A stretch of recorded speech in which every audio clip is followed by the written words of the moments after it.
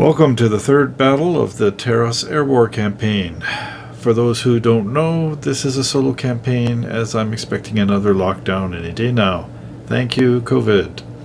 I'm living with a healthcare worker, so I really can't expose myself needlessly. Hopefully you'll enjoy the battle and have some feedback for me. In this battle, it'll be the first time I'm using the enhanced damage rules from the companion book. It's a fairly lengthy report, so I'm breaking down the times in the description below so you can skip the parts you don't want to listen or view and find the parts you want to see more quickly. So sit back and relax and let me know what you think. So the Straggler is the last scenario from the Skies of Fire box set starter scenario pamphlet. The mission is intended for forces between 50 and 100 points. I just decided arbitrarily to play at 100 points due to the cost of some of the fighters. It made the most sense that we would have a decent sized force. I'll pick out the list first, then roll to see who gets to be attacker and who's the defender. The high roll will get to be the attacker. For the defender, they can take any aircraft but must include one bomber class as the Straggler, and the attacker may only take scouts and fighters. So defenders will deploy first, placing the Straggler on any board edge at any speed and altitude. All other aircraft on that side must be within 6 hexes of the Straggler. Attackers then set up on the opposite board edge, again any altitude or speed. For special rules, the Straggler is damaged and thus has a maximum speed of 2. Also, we have the night fighting and bad weather rules in effect, so on a roll of a d6, on a 1 to 3 we have excellent flying weather, so there's no effect. On a 4 or 5 we have bad weather, so you roll another d3 after deployment, and then at that level or lower, night fighting rules apply at that altitude.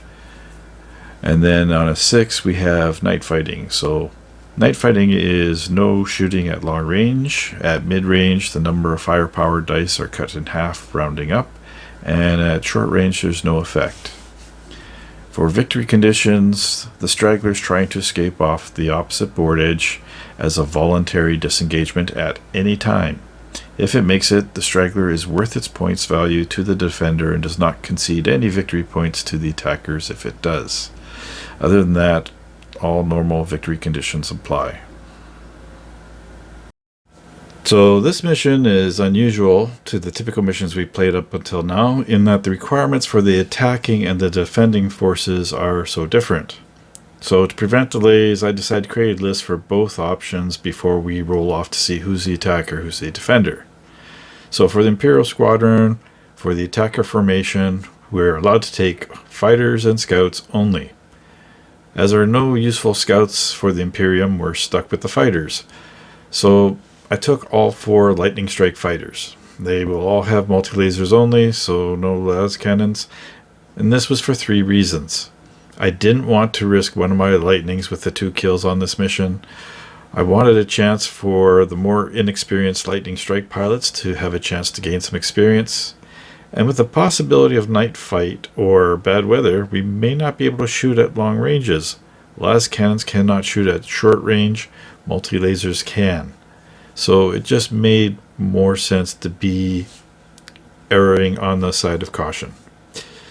Notice aircraft number 2 is piloted by a squadron ace, Lieutenant Dugald, who will have a free reroll, and Dugald will have a chance to bail out if his fighter gets shot down. So Imperial pilots do have an experienced pilot to help them out. For the defending formation, we're allowed any aircraft types, but it must include one bomber class to be labeled the Straggler. So to fulfill the Straggler requirement, we're going to take a Marauder bomber from the Rin's World set. I could have theoretically taken a Marauder destroyer, but they're more expensive. It would have cost me access to a fighter. So I gave the bomber an armored cockpit to hopefully make it a little more robust. In this case, because the bomber's over 25 points, I felt I had to take a lightning with a las cannon so that we could fit 3 lightnings into the 100-point list. Fortunately, Lieutenant Arberg is a squadron ace, so he also has a free reroll. And that left us with 2 lightning strikes to fill up the list and hopefully get more experience into the squadron. With this mission, this gives the Tau an opportunity to use the Remora drones and potentially start off with the same number of activations, or possibly even more activation than the Imperials for a change. So for the attacker formation, again using fighters and scouts only, decided Remoras only have 1 structure point but decent firepower at short range plus a seeker missile. So by taking 3 Remoras, I get more activations and actually more structure than if I took a Barracuda. Unfortunately, that forces me to taking 2 railgun armed Barracuda and 3 Remoras to get 100 points exactly. The problem with that is the Barracudas with railguns can't shoot at short range with the railguns. More importantly, they won't be able to shoot at long range if night fighting rules are in effect. The burst cannon armed Barracuda are more expensive, so I won't be able to fit them into the list and stay below the 100 points. Now, if only those railguns could hit the broadside of a barn. For the defender formation, we're allowed any aircraft types but must include 1 bomber class to be the Straggler. And as my Tiger Sharks all count as bombers, it's not such an issue for the Tau as it is for the Imperials. So first choice is a Tiger Shark as a Straggler. Preferably my inexperienced ion cannon armed Tiger Shark. Again, 5 structure points plus armored cockpit will give it some hope of survival, I hope. Providing support, my more experienced Tiger Shark with ion cannons, again with an armored cockpit. The reason for going with the ion cannons listed instead of the railguns is the possibility of night fighting. It's just too limiting with the railguns. No one can shoot at long range during a night fight. The ion cannon gets more shots at medium range and can still take a couple shots at short range. The railguns simply can't shoot at short range at all. Finally, taking 2 Remoras, only because they are so cheap and they will provide an extra activation. I decided to go for the activations rather than the increased structure of another Tiger Shark. If I had taken 3 Tiger Sharks, I would have less activations again, but more structure than the Imperials with 15 structure points plus armored cockpit rerolls versus a typical Imperial 8 structure points over 4 aircraft. Time will tell if I made the right choice or not. At least I'll have a chance to test out the Remora scouts with these lists. So, the day I planned to play out the mission, I received the new Aeronautica Imperialis companion book. Is this something you need?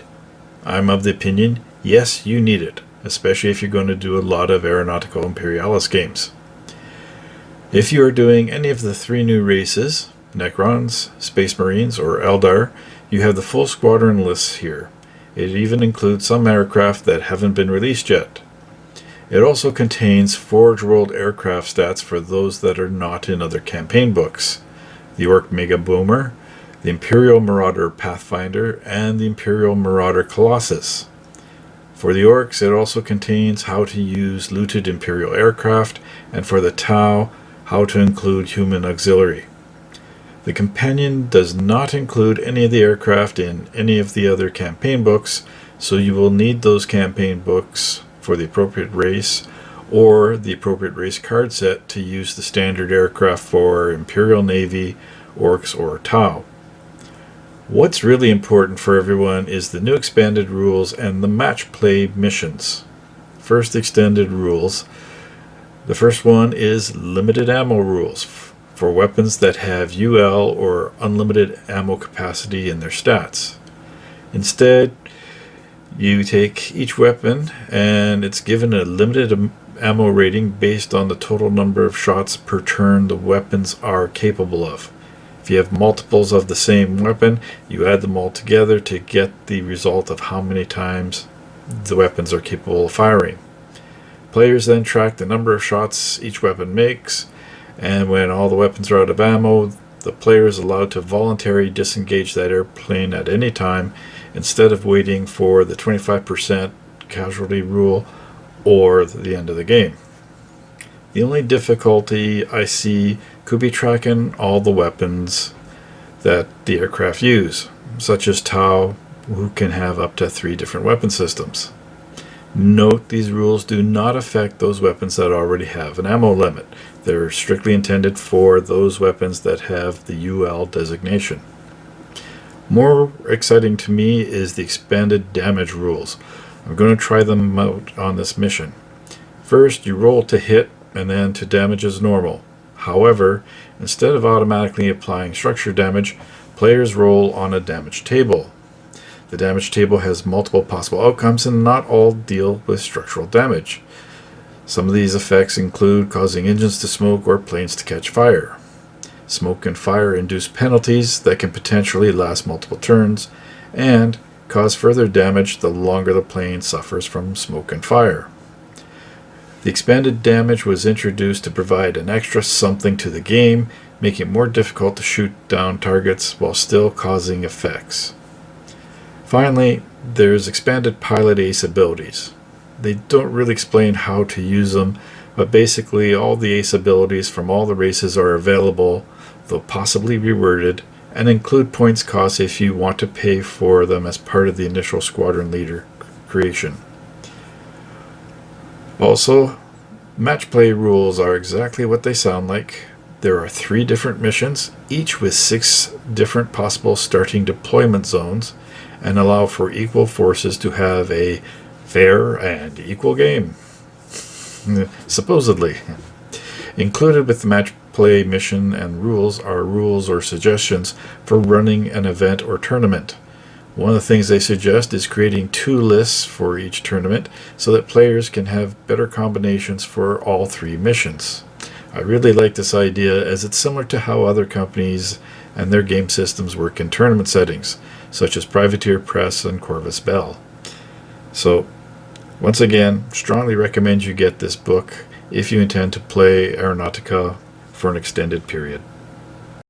So before we actually play the mission, the Straggler, I need to make some rolls. First we're going to roll to see who's the attacker. White dice will be Tau, blue dice will be Imperials. The high dice will be the attacker. And it looks like Imperials get to be the attackers. Next thing we have to roll, whether or not we're going to have bad weather. So on a 1 to 3, weather is normal. 4 and 5, we're going to have clouds. And then number 6, it's going to be night fighting. And wouldn't you know it, it's going to be night fighting for the entire mission. So it's decided the Imperials will be the attackers and the Tau will be the defenders. We can now put together our fighting forces. On the Imperial side, we have the 4 lightning strike aircraft, all with multi-lasers and infrared targeting. This means no penalties at medium range during the night mission. On the Tau side, we have the Straggler, a Tiger Shark, and we have a regular Tiger Shark. Both Tiger Sharks are similarly equipped with infrared targeting, so no night penalties at mid-range for the Tiger Sharks.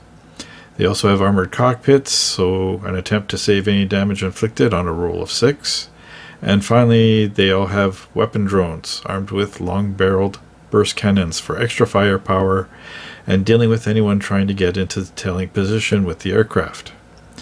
Finally, to round up the Tau list, we have 2 Remora drones, each with burst cannon and seeker missiles.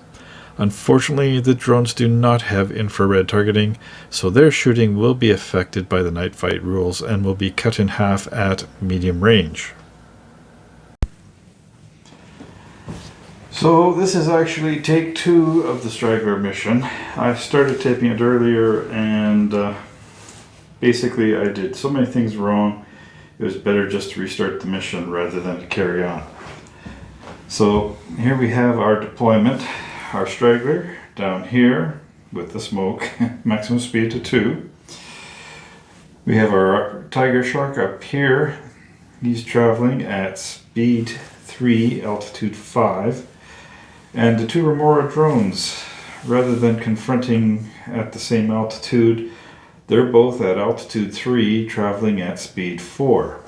On the opposite side, we have our Imperial flyers. They're all traveling at speed 6, altitude 5. they'll take and decide what to do about the remoras later. So, now that the mission is set up, let's take and roll to see who's going to get initiative. And it looks like Imperials get initiative first turn. They're going to make the Tau move first.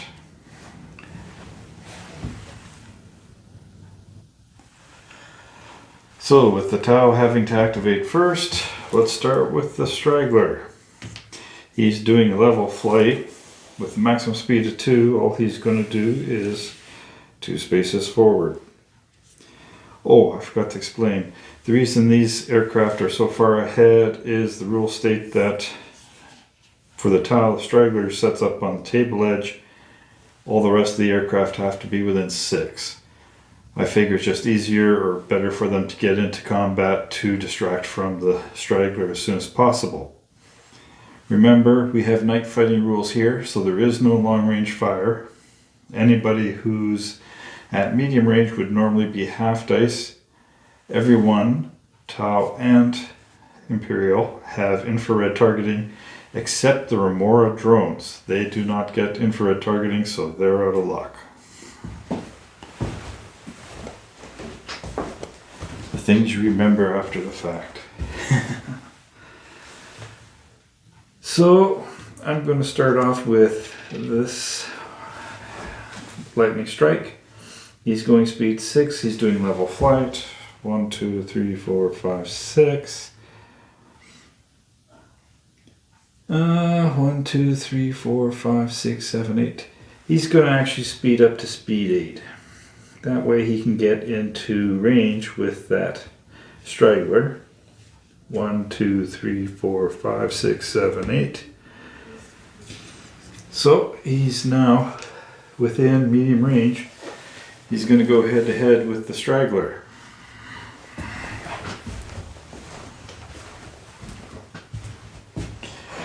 Back on the other side. What do I want to do next? I think we'll take and just do this one. He's doing a level flight as well. I'm going to... He's traveling speed 3. I think that's... If I go 3, I stop on him and I'll end up having to do roll to see if I impact him. Instead, I think I'm going to drop his speed to 2 and move forward, maintain the same altitude. It's not the best place for him to be, but he at least has shots at short range.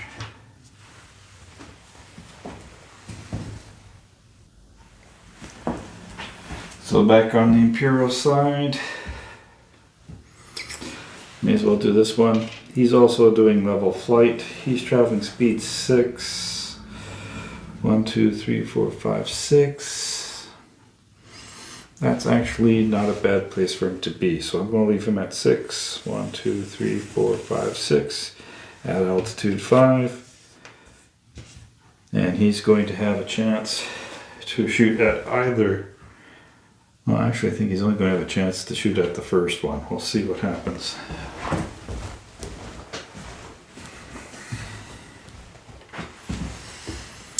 So, opening up with Remora drone number 1, he's going to take and do a stall turn. Now, he's traveling at speed 4. And I think I'm going to make him go speed 5. So 1, 2, 3, 4, 5. And he'll turn around. Do I want him like that? Sure.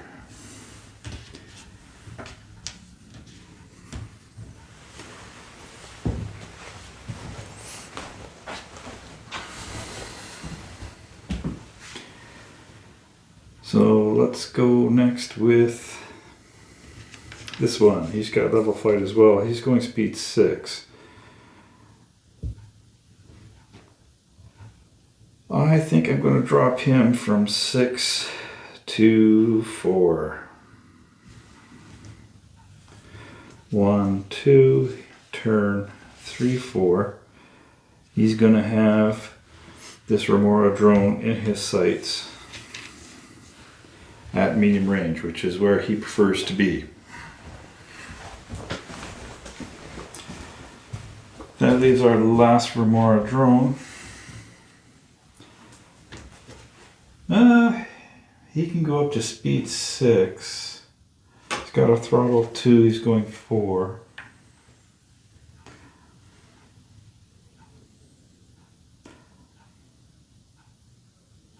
I think 1, 2, 3, 4. I think we're going to move him forward. Oh, I forgot to raise his altitude. Oh well, that was my silliness. With that in mind, I'm going to 1, 2, 3, 4, 5, 6. He's going to move 6. And he's going to climb to altitude 4, which will drop him down to 5 again. So 1, 2, 3, 4, 5, 6. And he's going to turn around like so. So the thing to remember is he's at altitude 3, he's at altitude 4. Everyone else is at altitude 5.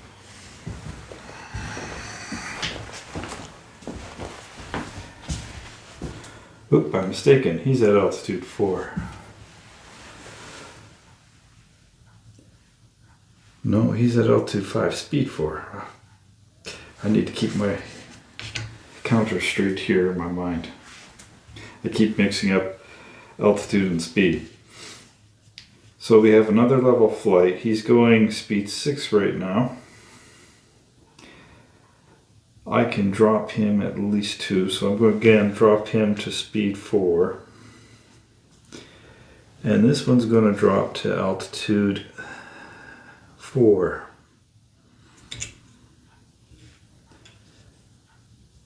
And because he's dropped speed to 4, he's going to actually accelerate to 5 afterwards for next turn. So 1, 2, 3, turn and 4.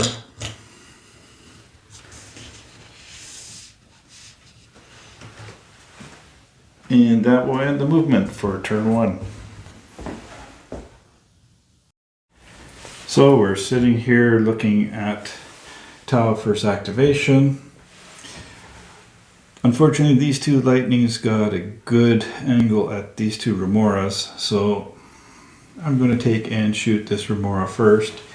He's at altitude 4. He's going to be shooting at this particular lightning strike.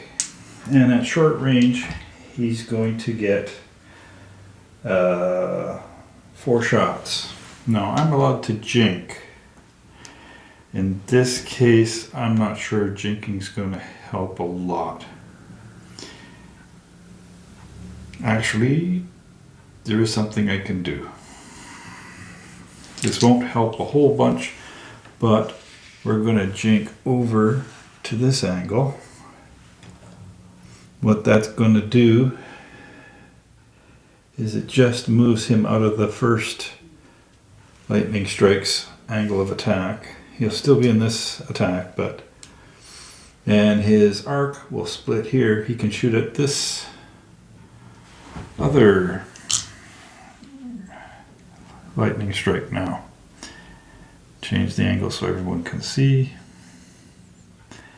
So instead of shooting at this lightning strike, we can now shoot at this one. And it's still short range, so it's going to be 4 dice. 5s to hit, 6s because there's a difference in altitude. So 6s to hit, 5s to wound. We got 2 6s. Can we damage? Needing 5s. No, he failed to damage. Now, I could shoot a seeker missile at him. I think I'm going to save it this turn. So that'll be the end of his activation. So for the Imperial first activation, we're going to have this lightning strike. Not shoot at him because he's too close, he'll lose the number of shots. We'll shoot at the Straggler. So the Straggler is at medium range. That means the lightning strike gets 6 shots, meaning 5s and 5s as they're both on the same altitude. And we have 2 hits, needing 5s to damage. And we got a 6. So 1 point gets through. Using the extended damage rules, let's roll to see what kind of damage is done to the Straggler. And the Straggler gets hit with a 1. So it says aircraft is struck with such force, the pilot momentarily loses control. The aircraft turns to face in a random direction. To determine direction, number the sides of the aircraft base and roll d6. You turn until facing the front arc, the direction of the result of the roll. So 1, 2, 3, 4, 5, 6. Let's roll to see which way we're going to end up facing. 2. So he's just going to face off in that direction now. And that'll take care of the lightning strikes shooting. So that last shot was actually a pretty good shot in regards to the hitting and shifting the direction of the Straggler. Because now the Straggler's forward arc no longer has the lightning strike in his arc. However, he does have 360-degree angle fire with his burst cannon drones. At medium range, he's going to get 3 shots on this lightning strike. Needing, oops, wrong dice. Needing 5+ to hit, 5+ to damage. We'll hit him once. Can we damage him? Nope, failed to damage. And that'll take care of the Straggler for turn 1.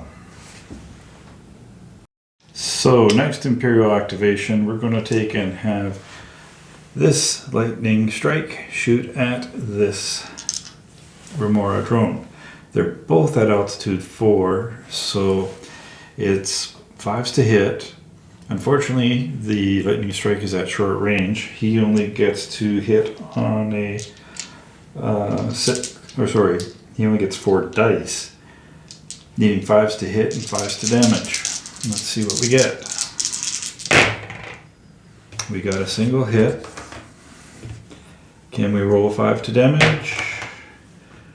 He rolled a 6 for damage. Let's see what kind of damage we get on the damage table. A 1. And again, that's one of those random directions. So 1, 2, 3, 4, 5, 6. And he's going to end up facing this way. So no actual physical damage, he just knocked him around a little bit. So for the next Tau activation, this Tiger Shark, not shooting at him because they're both at short range. We're shooting at this one. He's at range 7, which is medium range. And, oh wait, he's at altitude 4, he's at 5. 1, 2, 3, 4, 5, 6, 7, 8. No, we're going to have to go for him anyway. So because of the change in altitude, we need 6s to hit, and then damages on a 4+. Can we do it? No hits with the ion cannons. We do have 3 missiles.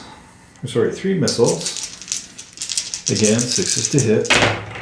No hits with the missiles.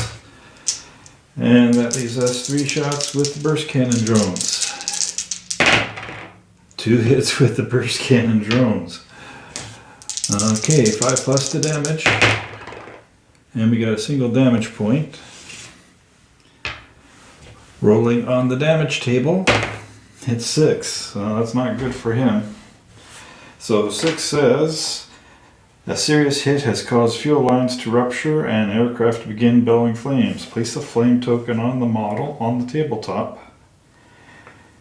and see if it can be removed in the end phase. Additionally, the aircraft loses a single structure point. So, right off the hop,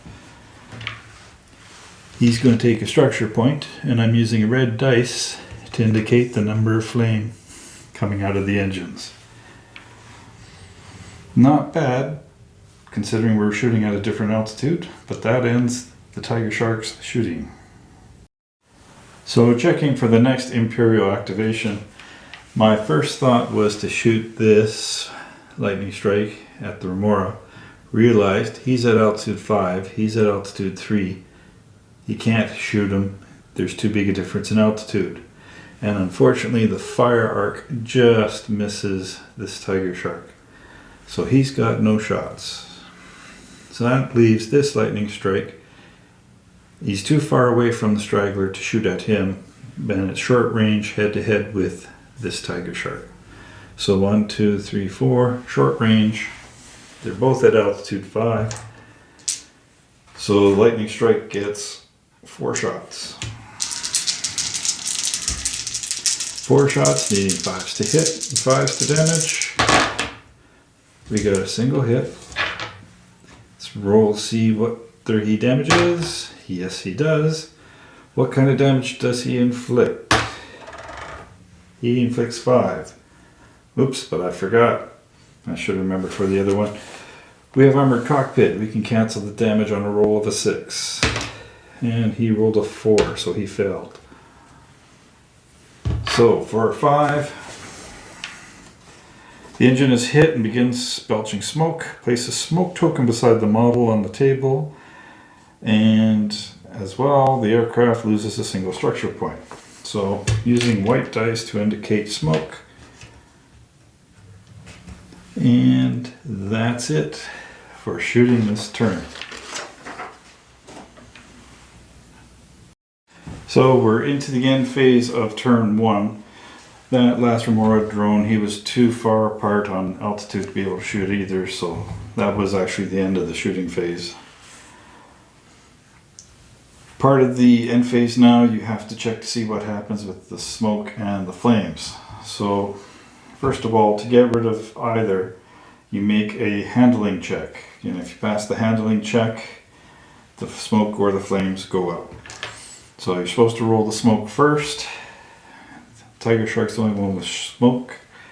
So his handling check will be on a 4+. Can he make it? He made it. So his smoke will dissipate. Rolling for the lightning strike, who has flames, his handling is 3+. Oops, let's roll the dice again, see what we get. He rolled a 1, so he fails to dissipate the flames. We then roll on the table to see what happens. And he rolled a 6. So, based on a 6, replace the fire with smoke, but he still takes a damage point because he was on fire. And unfortunately, because he was on fire, he's going to explode and die. He only has 2 structure points to begin with. So, first Imperial fighter is lost. So I just reread the rules for the end phase. In actuality, because he rolled a 6, he doesn't actually lose a structure point. You only lose a structure point if the flame continued. So on a 3+, the flame's replaced with a smoke, and you continue as normal with the penalties for smoke. So in the next turn, because that lightning strike is trailing smoke, he suffers -1 to hit any targets that he shoots at, and he's not able to engage in any tailing fire. But other than that, we're done the prep work for the end of turn 1. Now setting up orders for turn 2. So we're on to turn 2 now. I've zoomed in the camera to the top half of the map, because quite frankly, we're not using the bottom half at all. So we're going to roll to see who has the initiative for turn 2. As usual, white for tile, blue for Imperial. Tie roll. Let's try again. And the tile win the initiative this time with a 5 to the Imperial's 3. Tau are going to make the Imperials move first. So, with a move like that,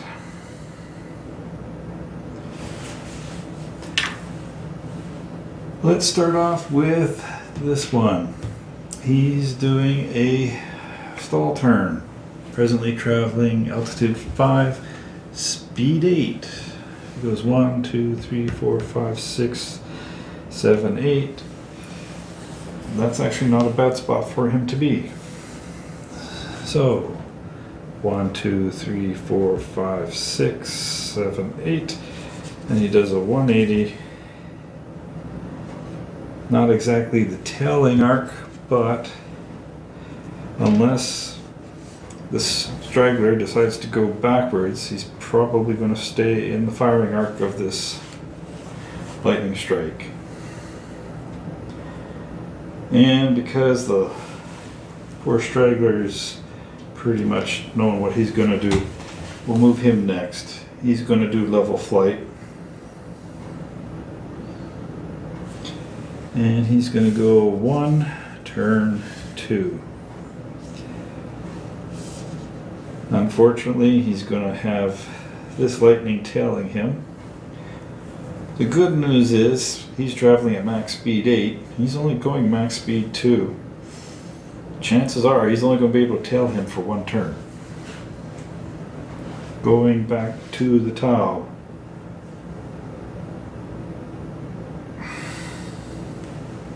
I think I'll move this one. He's doing a bank. Now he's presently traveling speed 5. Remora's maximum speed is 6. I think I'm going to increase it to 6. So turn 1, 2. Oops. 1, 2. And then we're going to turn again. 3, 4, 5, 6. And I'm going to turn him. Oops, I had him facing the wrong way, but turn 2 hex sides, point him the right direction, and I'm going to climb up to altitude 4. I don't really expect to get a shot this turn because I know both these guys are moving. And by climbing up to 4, that's going to slow him down from 6 to 4 for next turn. Thus is the first Remora drone. Let's move the next Imperial flyer. And we'll make it this guy. And he's doing a stoop. Now he's at altitude 5, traveling at speed 6. Yeah, let's do that. So he's going to go he's going to go to max speed 8. 6, 7, 8. So he's going to turn 1 hex side. I'll just put that out of the way. 1, turn 2, 3, 4, 5, 6, 7, 8. And he'll turn 2 hex sides. And he'll have the Straggler in his sights as well.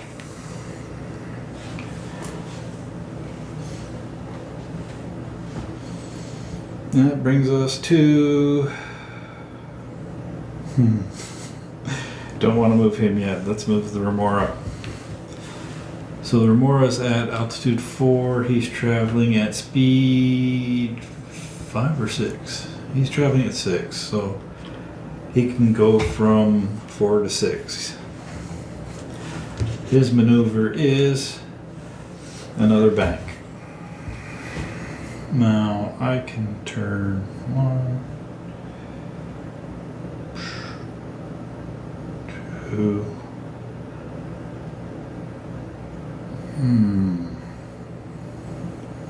'Tis a moral dilemma.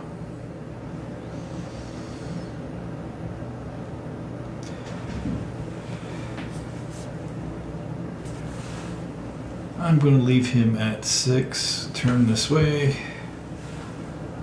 1, 2. Actually, I'm going to drop him from 6 to 4.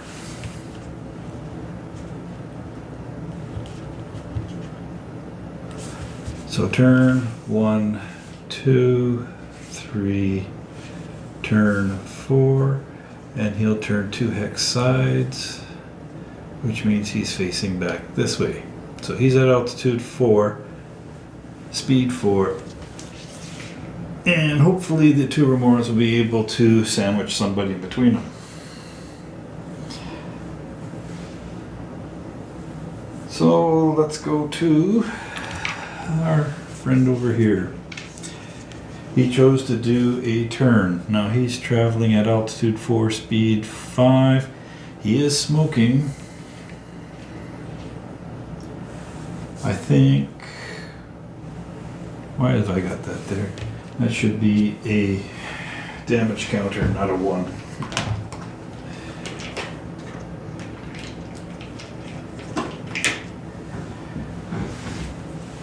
So he's going to turn 1, 2, 3, 4, 5, and he's going to turn 2 hex sides that way. And I think I'll leave him at that altitude. Don't forget the magic smoke. And that's going to leave us with our last Tau flyer. He's doing a turn as well. He's presently speed 2, altitude 5. I'm going to leave him at 2 and altitude 5. And we're going to turn 1, 2, turn 2 hex sides. And he's going to have one of those guys in his arc. And that leaves our last contestant. And he's doing a swoop. In his case, he's traveling speed 4. I think that's good enough. So he's going to turn 1, 2, 3, 4. And at this angle, he can still get him. His arc bisects that hex. So that'll be it for the movement phase for turn 2. So for first activation for the Imperials, with this Tiger Shark got a good angle on this particular lightning strike. It makes sense for the lightning to attack the Straggler before he gets damaged and possibly shot down. At short range, he doesn't get maximum fire, but he does get 4 shots. So 4 shots, needing 5s and 5s. Holy cow, 3 hits. That's probably the best shooting with the multi-laser we've seen so far. Needing 5s to damage. And he damages with all 3 shots. Okay, let's see if the armored cockpit will do anything for the Straggler. And he will cancel one of those hits out. The other 2 will go through. So let's see what we roll on the damage table. 2 1s. Basically, that's the one where he changes his direction. So let's do it again. 1, 2, 3, 4, 5, 6. First one. He's painting straight forward again, and we'll leave the same numbering system. That's going to point to cock dice. To 1 again. So, although he's been hit twice, he's not suffered any damage, and the Straggler will continue straight ahead as before. So, for the Tau's first activation, we're going to have this Tiger Shark take a shoot at the lightning that shot at the Straggler. So he's at medium range, which is maximum potential for his weapon fire. First shot is going to be the ion cannons, needing 5s to hit and 4s to damage. He gets 4 shots. And we got a single hit with an ion cannon. 4+ to damage, 6 is extra damage. And he rolled a 2, so no damage from that. We get 3 shots from the missile pod. Oops, there goes my smoke. And once again, all 3 missiles missed. Gotta start calling them rockets. And finally 3 shots from the burst cannon. And 1 will hit. Will it damage on a 5? No, it will not. And that takes care of the tiger shark. So our next shot is going to be this lightning in the perfect tailing position against our poor Straggler. And again, at short range, same altitude, 5s to hit, 5s to damage, and he only gets 4 shots. And none of them will hit. No hits for the trailing lightning. So for the next tau activation, we're going to have this Remora drone here take a shot at this lightning. Now, he's at altitude 4, he's at altitude 5, so it's 6s to hit, and he's at medium range. So instead of getting his normal 2 shots, the Remora only gets 1 because he doesn't have infrared tracking. Can he hit on a 6? No, he cannot. And that's it for the Remora. Next shot up, we're going to have the damaged lightning try to take a shot at the tiger shark.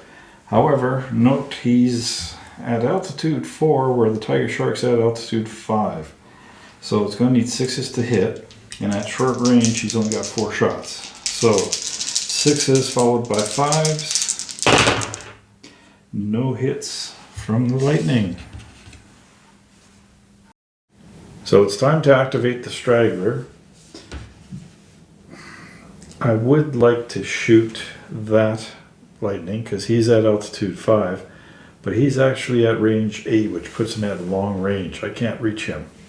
On the other hand, this lightning is at medium range, but he's at altitude 4, whereas the Straggler is at altitude 5, so he's going to need 6s to hit.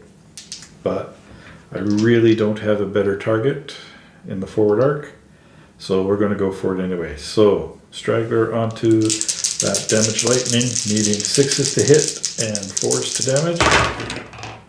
And we got a single 6, needing 4+, 6 does extra damage.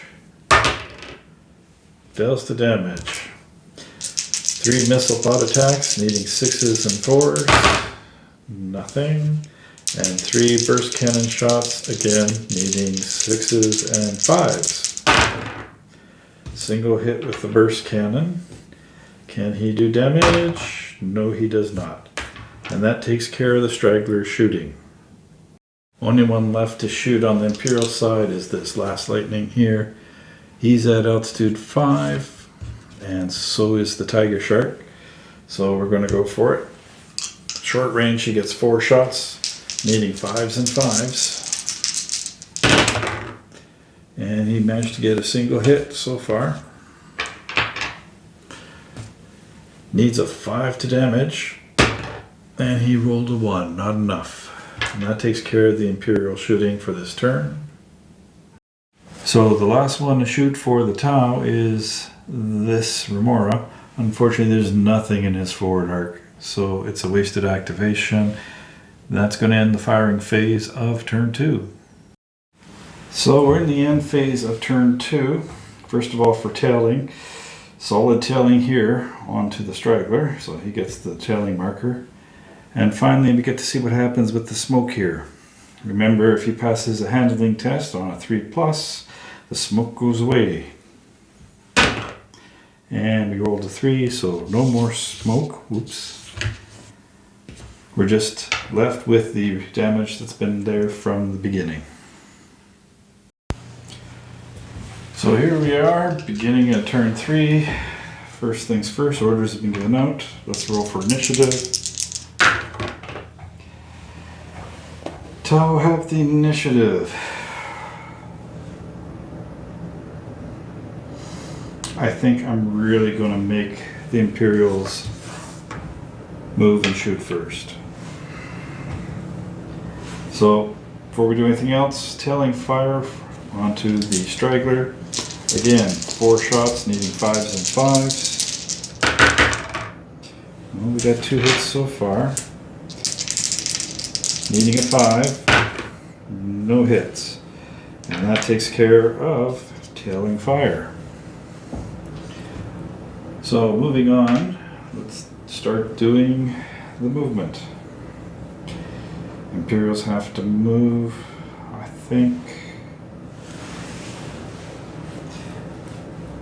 think we'll start with this one. So he's doing a bank.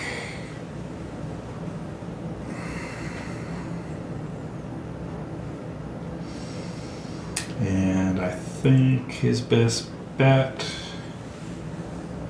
he's traveling speed 4 at altitude 5. I'm going to leave him like that. So he's going to go 1, 2, 3. He has to turn once, 4, and then he turns 2 hex sides facing towards the Straggler.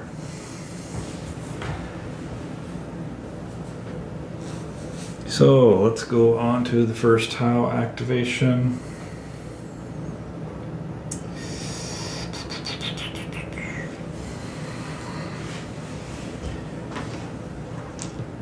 We're going to do this guy here. So he's presently at altitude 5 and 4. He's at speed 4 and 4. 1, 2, 3, 4. Yeah, I'm going to leave him at speed 4. So turn, or 1 forward, turn, 2, 3, 4. And he's going to climb up to altitude 5. If I can get this stupid dial to turn. And because he climbed, he's going to drop to speed 3.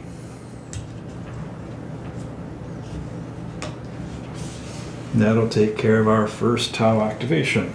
Oops, better put that here. Next Imperial activation.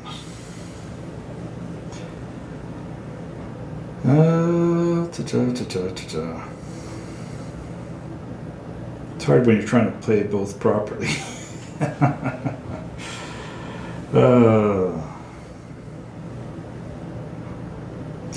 I think we'll do this guy. So he's doing a turn. And he's presently going speed 8. He can drop how fast? He's got throttle 3. I can drop him from 8 down to 5, and I think I'm probably going to do that. So 8, 7, 6, 5. And he is at altitude 5. He's going to turn 1, 2, 3, 4. I'm going to turn once and go 5.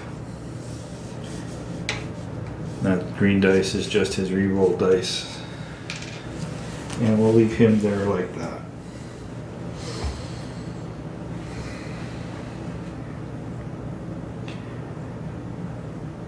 I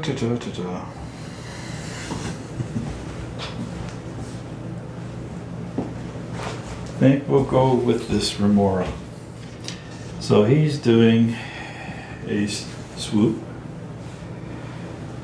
And he's presently traveling speed 5, altitude 4.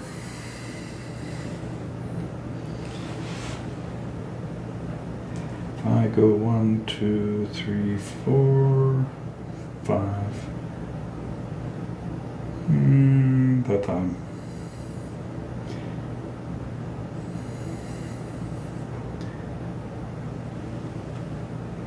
Yeah, we'll do it that way. So I'm going to turn this way.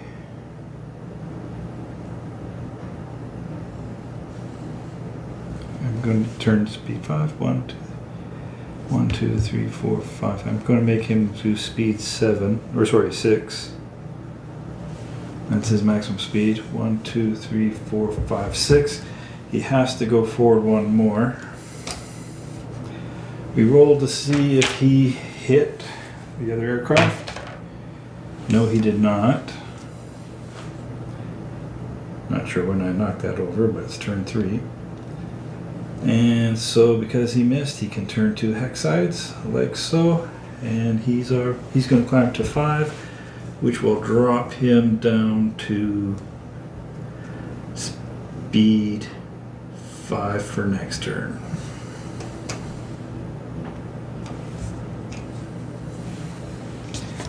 That's his move. So he's moved. He hasn't. Let's move him next. So he's doing our ever popular stall turn. He's presently going speed 5 at altitude 4.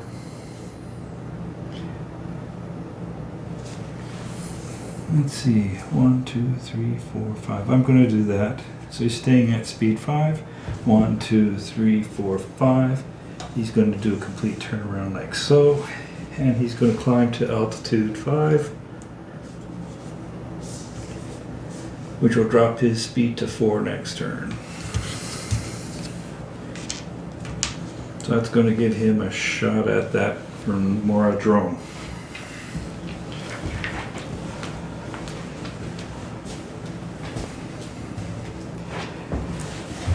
That sort of leaves me with just 2 choices. I think I'm going to move the Straggler first. He's going straight ahead. Again, maximum speed 2. The only thing I can really do to protect myself is go forward 2 and drop altitude from 5 to 4. I don't have the speed to drop any lower than that. So, because he's at 5 and most of these other guys are at 5, they're going to need 6s to hit him if they shoot at him. That leaves our last Imperial flyer. He was doing a turn. He's traveling speed 8. He can slow down to 5.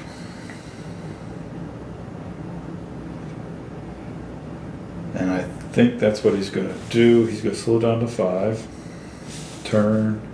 1, 2, 3, 4, 5. Turn twice. And he's going to drop down to altitude 4. So, well, it's going to reduce the number of shots coming at him, needing 5s to hit. He's still going to get shot at by this guy.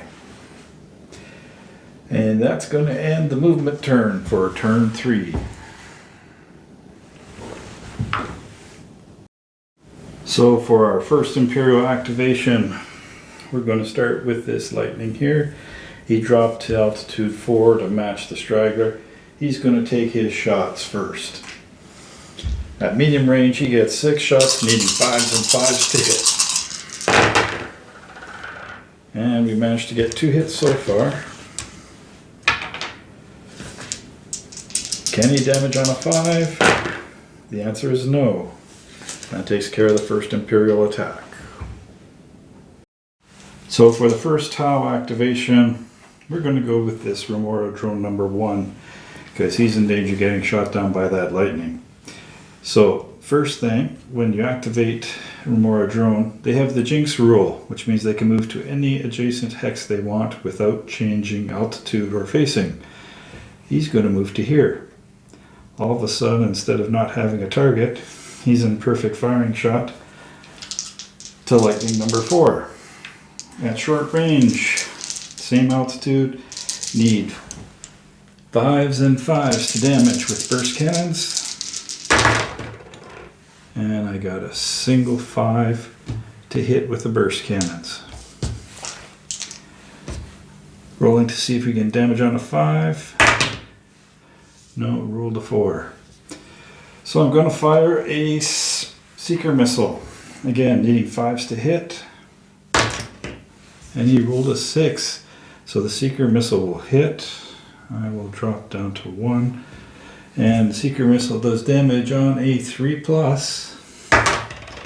Rolled a 6. Let's see what kind of damage we're going to take and do to lightning number 4.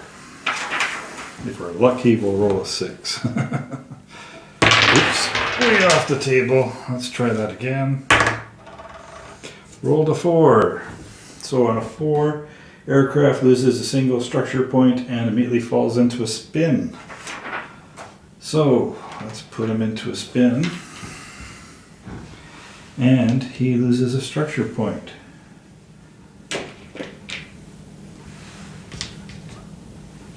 And that's going to end. I could fire another Seeker Missile, but I'm going to save it for a bit. So that'll end Remora 1's shooting this phase. I'm an idiot. I just realized I forgot to move this Tiger Shark. So he had a turn set up.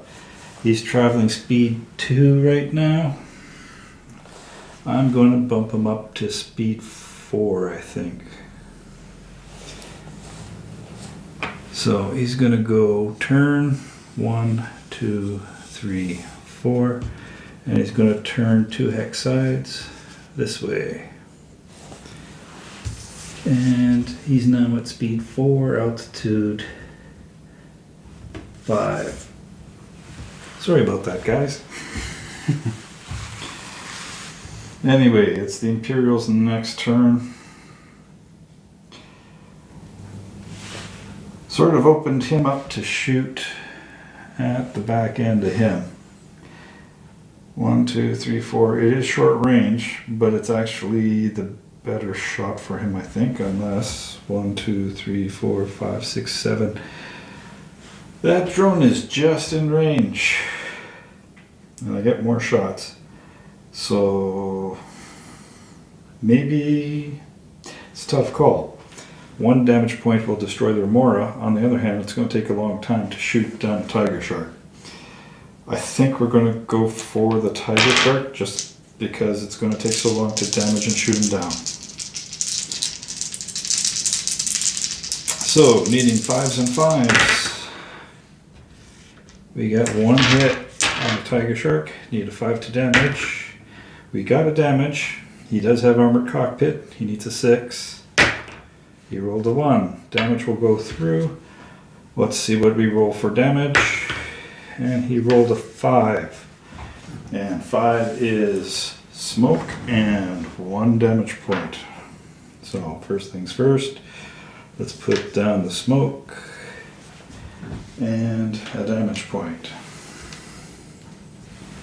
And that will end firing from this fighter. So looking at the Taos next activation, we're going to start with the Straggler. He's going to be targeting not the first one, but the second lightning. 1, 2, 3, 4, 5, 6. He's in medium range. He's in the front arc. You can shoot at him with everything. So first things first, we're going to shoot 4 ion cannon shots, needing 5s and then 4s, 6 doing extra damage. 1 hit with an ion cannon. Can we do damage? Yes, we can. The fighter does not have any armor or anything to protect him, so it's just a straight roll on the damage table. And he rolled a 3. The aircraft has fuel lines rupture and has begun building flames, so he's going to start with a flame marker. We can remove the token at the end of the turn if we pass the handling test, but because he's on fire, he can't shoot anymore. So that's going to be a relief for him. Let's continue firing. I got 3 missile shots. Same aircraft. 5s and 4s. Well, we got 1 5, and that's all we need. Damaging on a 4+. And it will not damage. And 3 shots with the burst cannon. We'll hit once with the burst cannon. And he will actually damage. What will he do on the damage table? 2. So he's begun to belch smoke. So, does he have a smoke? No. We're going to add a smoke to him as well. So he's suffering 1 damage, 1 smoke, and 1 fire. Not a bad round of shooting for the Straggler. So here's the situation now. It would normally be Imperial's turn to shoot. However, this lightning strike is in a spin. When you're in a spin, you cannot shoot. And this lightning strike is on fire. You cannot shoot when you're on fire. Therefore, the Imperials have no more shots in this firing phase. That leaves him and him. The Tiger Shark can't, well, because he's smoking, it's -1 to hit, and he's in a spin. So instead of hitting on 5s, it would be hitting on 7s. There's no point shooting at him. We will shoot at the lightning strike that's on fire, needing 6s to hit. Now, he's at short range, so he only gets 2 shots with his ion cannons. Way off the end of the table, but it was a 5. Doesn't hit. And he gets 1 shot with a missile. Again, needing 6s. Nope. And finally, and I just noticed this now as I'm recording, way back here, we have a shot at this lightning. 1, 2, 3, 4, 5, 6, 7. He's just in medium range. He gets 3 shots with a burst cannon. Again, needing 6s. And nothing hits. So that'll take care of the Tiger Shark.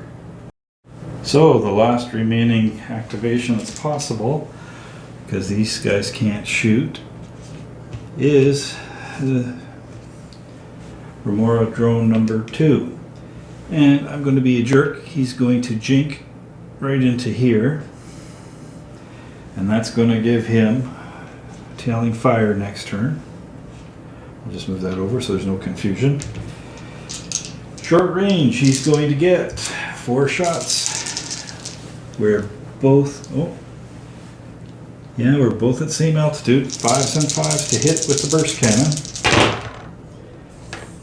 And we got 1 hit. Can he damage him on a 5? No, he failed. Rolled a 4. And he's got 1 shot. Well, I think he's got 2 shots. I'm going to shoot 1 shot with the Seeker missile, needing 5 to hit. Nope, it's going to miss. You know what? I'm going to shoot the second one, firing both of them, and missed with the second one. So Remora 2 has no more Seeker missiles. And that's going to be it for the shooting in turn 3. So it's the end phase, and the first thing we got checked for is tailing fire. Obviously, this lightning strike has tailing fire onto that particular Tiger Shark. And this drone here has tailing fire on this lightning strike. That leaves us to deal with the smoke and the fire. So, if the Tiger Shark has smoke, he needs to put it out on a roll of 4+. And he rolled a 6, so the smoke goes out. Now for, we got to do him too. Roll for his smoke. He needs a 3+. He got it. So no more smoke on either aircraft. Now we have to roll for the fire. The fire is still 3+. And we rolled a 3, so the fire is out. So no more continuing damage on those aircraft. And that takes care of the end phase of turn 3. So we're at the beginning of turn 4, rolling for initiative. And it looks like the Imperials get the initiative. They're going to make the Tau move first this time. But before we do any movement, let's get on to tailing fire. So I'm going to do the Tau first, That drone gets 4 shots onto this lightning. Unfortunately, he's in a spin, so it's -1 to hit. So, actually, I'm going to come back to him. I need to double check whether or not you can get tailing fire on an aircraft that just entered spin. But we'll do this one. The lightning against the tiger shark, needing 5s and 5s. We got a single hit so far. And he will damage. But I'll have a saving throw of a 6. Not this time. What did we roll for damage? He rolled a 6. Exactly what we don't want for him. So first off, he's going to gain a fire. And he's going to take another damage point. So he's up to 2 damage now. That's going to end that tailing fire, and I'll just double check to see about tailing something going into a stall or a spin. Apparently the rules say nothing about being in a spin, so he does get his shots, but it's -1 because he is in a spin. So 6s to hit, 5s to damage. And no hits. And he doesn't have any more seeker missiles, so that'll take care of that tailing fire as well. On to the movement phase. So once again, I'm zoomed into the top part of the map because we're not using the lower map at all. Tau have to move first, but they get to shoot first. And I think in this particular case, the only thing I can really do to start off with is the Straggler. He's going to go level flight. Again, maximum speed 2. And he'll keep his same forward heading. That means Imperials get to move next. And I think we'll start with this one. So he chose to do a swoop. He's traveling speed 5. I think I'm going to drop him down to speed 2, which just happens to be the minimum speed of a lightning strike. So if I drop him speed 2, I turn 1, 2, turn again. I'm still at short range, but I'm right back where I was before, straight on his tail.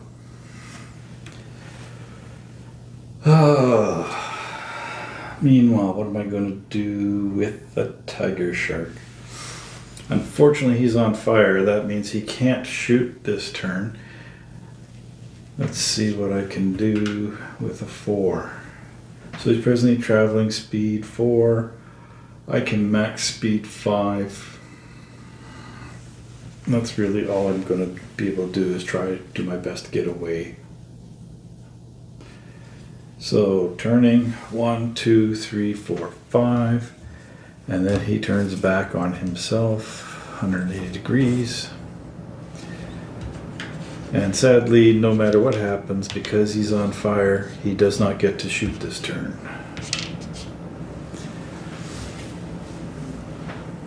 So let's bring in the next Imperial aircraft. He was going to do just a straight and level. He's going speed 5 at altitude 4. I'm going to drop him down to speed 2. So 5.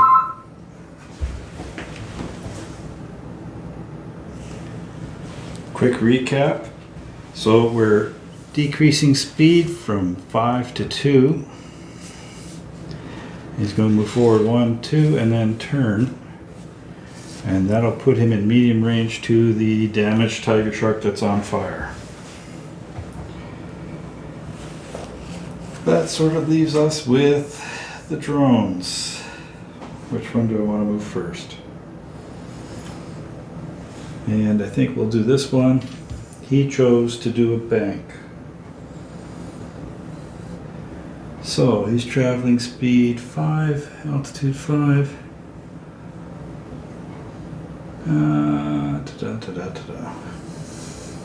Too many choices. 1, 2, 3,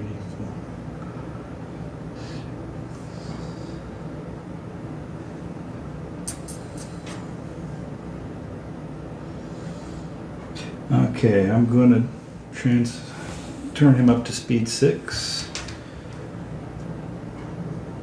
And he's going to turn 1, 2, 3, 4, 5. Turn 6. And he can go 1, 2. And by doing that, he's going to get him into his arc.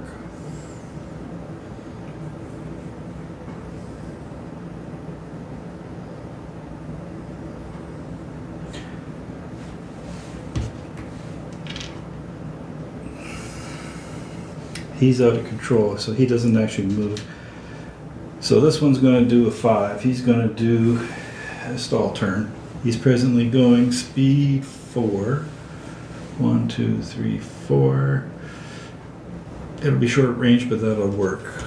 1, 2, 3, 4. He'll turn twice. And he's in position to take more shots onto the Straggler. And that leaves our last drone. He's doing a stoop.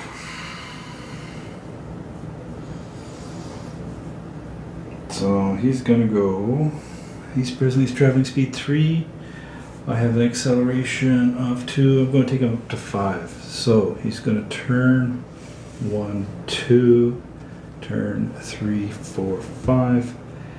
And then he's going to turn so. Change his speed up to 5.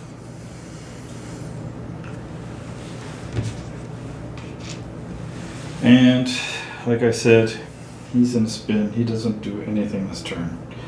And that'll be it for movement for turn 4. So for the first tile activation, we're going to have this Remora drone shoot up the back end of that lightning strike. Chose him because he's got 1 damage point already. If I can shoot him down, that takes down the amount of firepower going against the Straggler. So 4 shots needing 5s and 5s. And we managed to get a single hit. Needing to roll another 5. And we got it. What sort of damage will it do? Rolled a 6. And 6 says he will catch fire and suffer a structure point.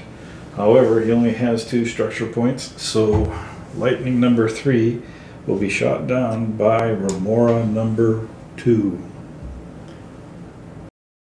So the temptation now is for this lightning to shoot down the tiger shark that's on fire, but tiger shark on fire cannot shoot at anybody. It's sort of wasting the priority here.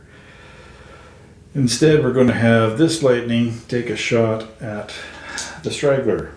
Now at short range, same altitude, needs 5s and 5s to hit, but he only gets 4 shots. Let's see what we can do. 1 hit. Can he damage with a 5+? No, he failed to damage, and that'll take care of his shooting. Next tile activation, we're going to have Remora number 1 take a shot at lightning number 2. Now he takes and gets 4 shots at short range, needing 5s and 5s. And no hits with the burst cannon. However, he does have 1 seeker missile left. Let's see if he can hit on a 5. Nope. And that'll take care of the last seeker missile for the Remora. So ideally, what the Imperials would want to do next is have this lightning shoot at the tiger shark, or the Straggler actually, Unfortunately, he's in a spin. He can't shoot at anybody. He can't do anything. So we're back to this lightning strike. He's going to take a shot at our burning tiger shark. He's at medium range. He gets 6 shots, needing 5s and 5s. Or wait, he's at altitude 4.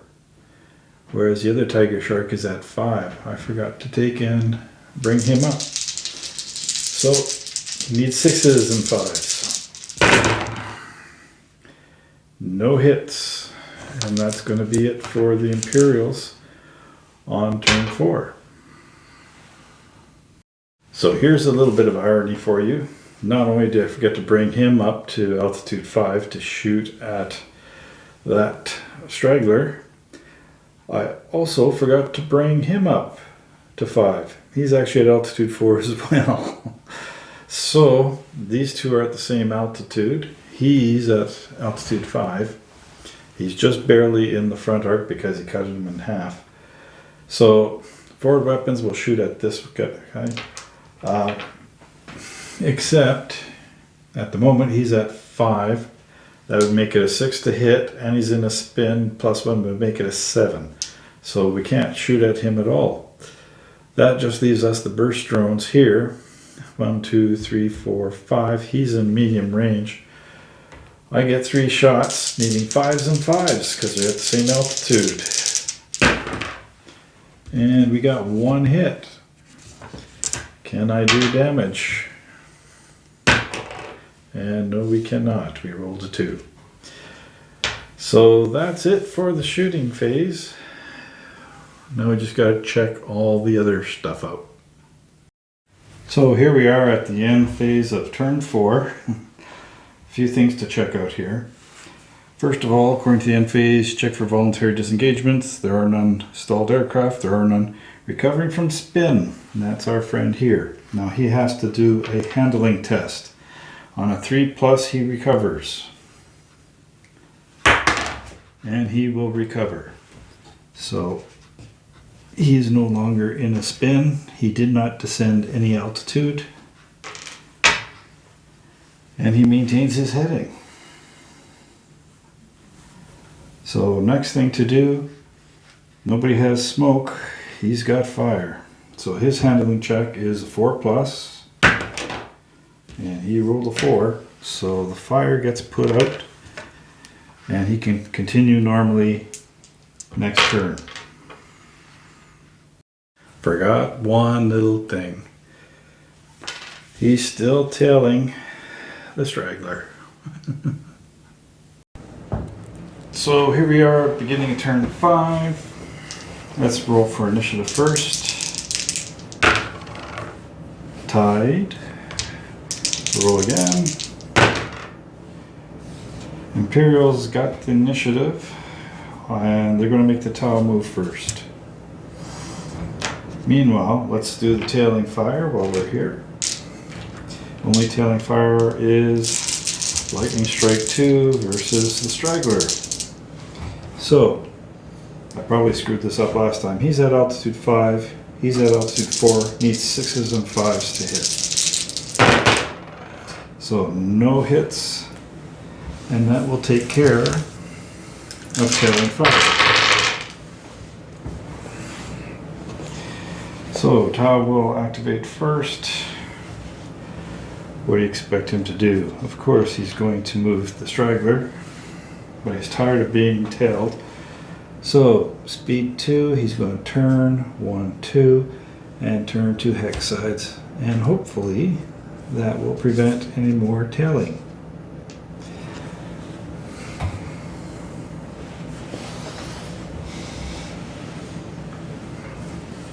So looking at this fighter, he's doing level flight. He's already at altitude 4, so he's going to travel speed 2. That's just where he wants to be. So 1, 2, and he will turn toward the straggler, so he will get shots off this turn.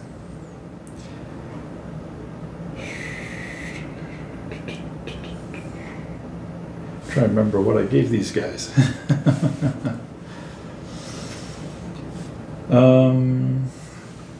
we're going to take and activate this guy next. He chose to do a stoop. So he's presently traveling speed 5, altitude 5. 1, 2, 3, 4, 5.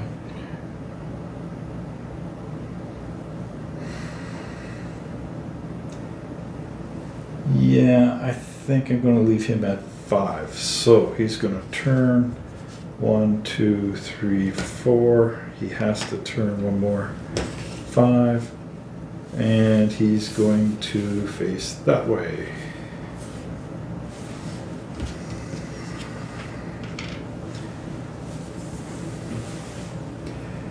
So, who do I want to move next on the Imperial side?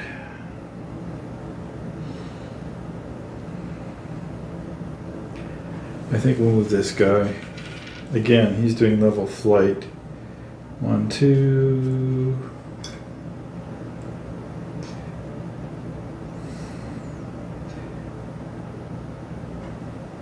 I'm going to give him up to speed 3. He's going to go for, oh, sorry, before I forget, I forgot I was going to drop him down from 5 to 4. And that way his speed will increase to 6 next turn, which is his maximum speed. So he's increased his speed to 3. 1, 2, 3. He's going to turn, he's going to drop from 5 to 4. So he's on the same level. That'll increase his speed from 3 to 4. And he'll still have the Straggler in his front arc, although it'll be at short range. So I'll bring out this drone. He's doing a stoop as well. So he's traveling speed 6. 1, 2, 3, 4, 5, 6. I can't do that. 3. Actually, 1, 2, 3, 4, 5, 6. That I can do. Ooh, that could be bad. I'm going to drop him from speed 6 to speed 5. Oh, I did this wrong.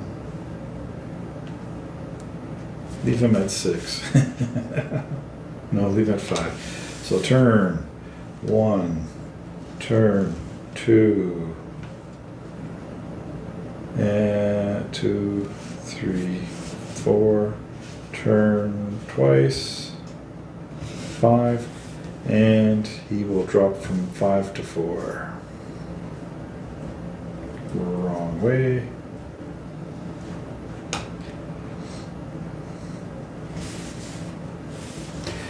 And because he went down a level, his speed will now increase to 6.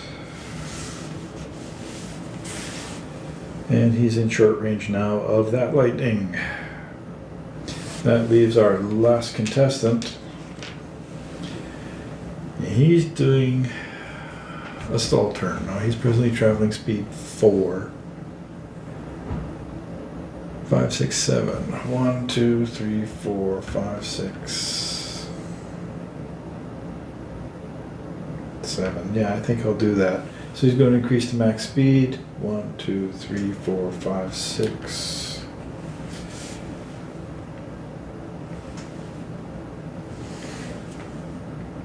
Oh wait, he can only go up to speed 7. That's his max acceleration. He's going from 4 to 7. So that's 6, turn around, 7. And because he's now dropped a level, he's actually going speed 8, which is total maximum speed. So just about everyone's at 4 now, except him. He's at 5. And he's traveling at speed, I think it's 5. But he's doing a turn.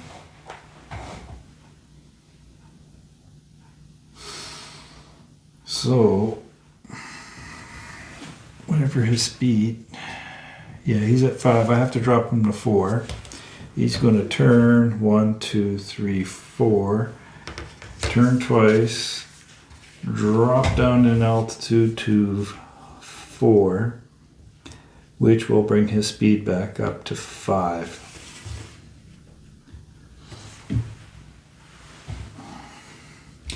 And I'm just realizing now I haven't been moving counters properly. So that was this guy. Yeah, everybody's counters are where they belong now. And that's it for the movement phase for turn 5. So right now there's 2 fighters that got really good angle on the Straggler. I'm going to activate this drone. He's going to jinx to here. And I'm going after this guy simply because he's going to get maximum number of shots, but he's already damaged. If I can shoot him down now, that'll save the Straggler from taking any damage whatsoever. From that guy anyway. So, first of all, short range. He gets 4 shots, needing 5s and 5s. We hit once. Can he do it? He does damage him. Let's see what kind of damage I do. Well, maybe it'll help. This is where he gets knocked around into a random direction. If I knock him in the right direction, he won't be able to shoot at the Straggler. So 1, 2, 3, 4, 5, 6. Where does he face? Direction 2. So by making him turn that way, he no longer has the Straggler in his front arc. So that's a win as far as I'm concerned. So activating next, we're going to take and have this lightning shoot at the Straggler. He's now at medium range, same altitude, so he's hitting on 5s and damaging on 5s. And at medium range, he gets 6 shots with his multi-laser. So he got 1 hit with a multi-laser. Can he damage? And he does damage, but we have armored cockpit. On a 6, we ignore the damage. Nope, not this time. What do we roll for damage against the Straggler? And we will roll 4.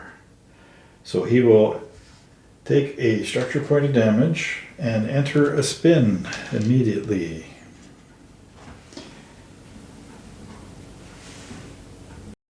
It's probably not going to do enough damage to make a difference, but we're in perfect tailing position to this lightning and he hasn't fired yet, so we're going to shoot at him with the Tiger Shark. So at this distance, he gets 2 shots with an ion cannon, needing 5s to hit and 4s to damage. 6 will do extra damage. He will hit once. Can he damage him? Yes, he does. There's no armor for that lightning, so what kind of damage does he do? We rolled a 2, which will be engine is hit and belching smoke, so he takes a smoke counter. The good news is that means he's going to need -1 to hit. Next we have missiles. He's got 1 shot with a missile. And he will hit with the missile. Damages on a 4+, and he will damage.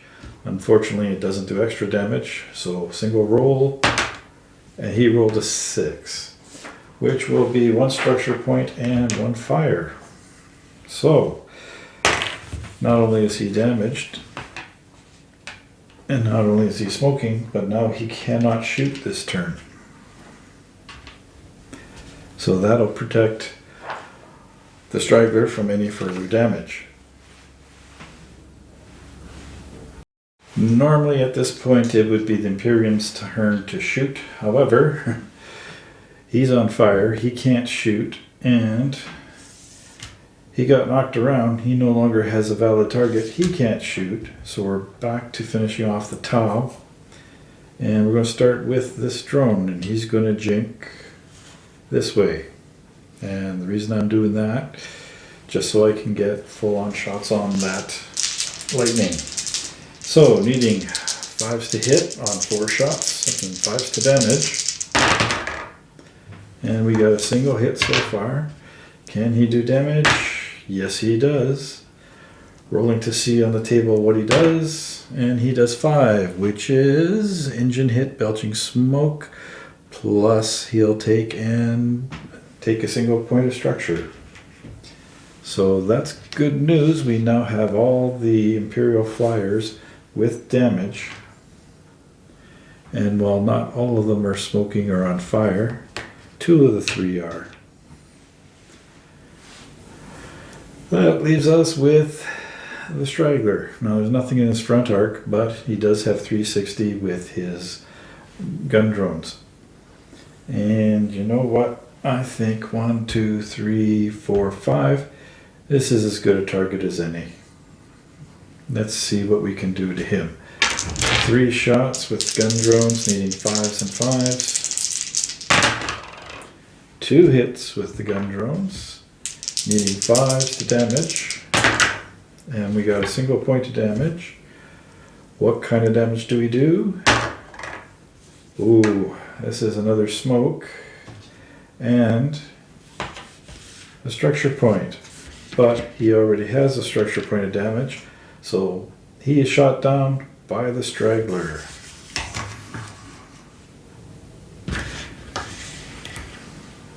And I just remembered or realized he's in a spin. He can't do anything, so bringing the guy back with his 1 point of damage. Oh well, so much for that. So in the end phase, we have, oh dear. First of all, we have this guy tailing him. And I think that's the only tailing I see at this point in time. Let's deal with the smoke. So first one smoking, that's going to be this guy. Again, 3+ to get rid of the smoke, and he does. So no further problems there. Let's try about the smoke on this guy. Oh, he rolled a 1. Let's roll and see what happens. He rolled a 4. So what's going to happen is there's no change in the smoke. He just continues trailing smoke. Let's roll for the fire. Fire gets put out. So that's it there. And I need to see if I recover from, oh no, I just went to spin this turn. He's going to stay there for a turn. And we'll see what happens later. And that'll be the end of turn 5. So it's the beginning of turn 6. We've allocated all the orders. We just got to roll see who has initiative. And Imperials have initiative. And they're going to make the Tau move first. So, first activation for Tau.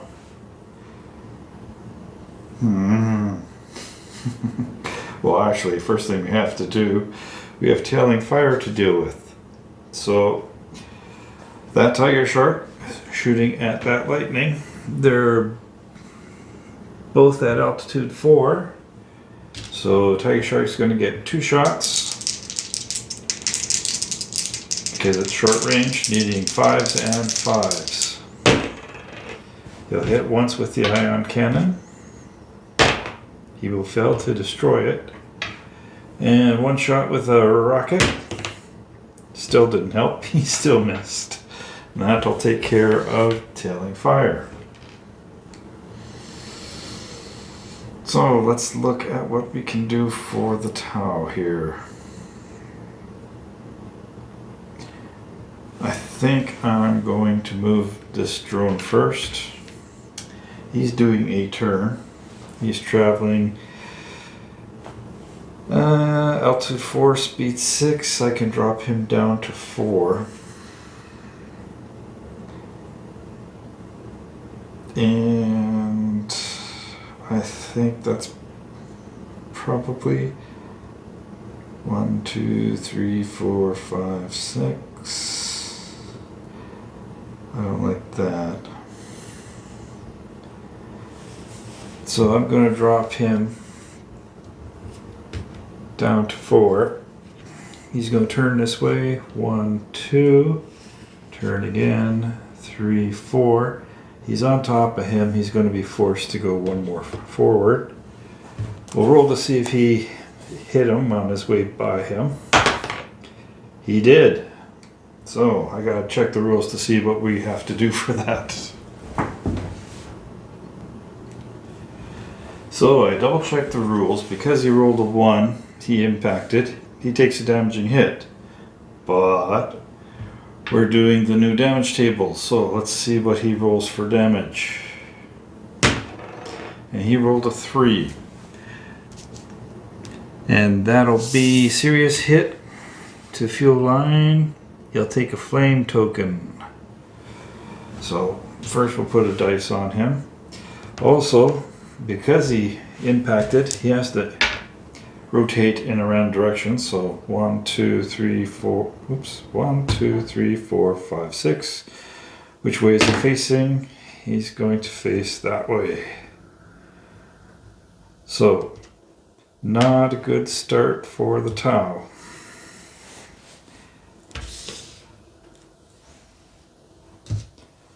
So next Imperial to move, I think we'll move this one. And he's doing a swoop. He's presently traveling at speed 8. I can drop him down to 5, and I think that's what I'm going to do. So drop from 8, 7, 6, 5. Nice to have a throttle 3. He's going to turn this way, 1 hex. Oh wait, am I doing the right way? I'm looking at the wrong command. Okay, so he's going to turn this way, 1, 2, 3, 4, 5. And I'm going to turn him this way. That way he can prepare to disengage if he needs to.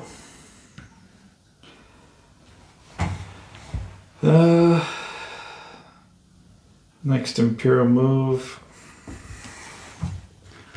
I think we'll do this guy. He's doing a turn. Now I'm at altitude 4, traveling speed 5. I'm going to drop him down to 3, I think. 5, 4, 3. We're going to keep him at altitude 4. Turn 1, 2, 3. And he'll turn his 2 hex sides to face that way. That'll give him shots this way and hopefully cover the Straggler. Next Imperial move. Doesn't really matter. He's going to go next. He chose to do a stoop. So he's presently traveling speed 4. So he's going to turn once. 1, 2, turn 3, turn again 4. And that's going to be his move. And he'll stay there.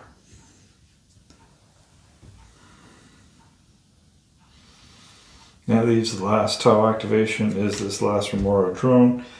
He chose to do a turn as well. He's traveling speed 6.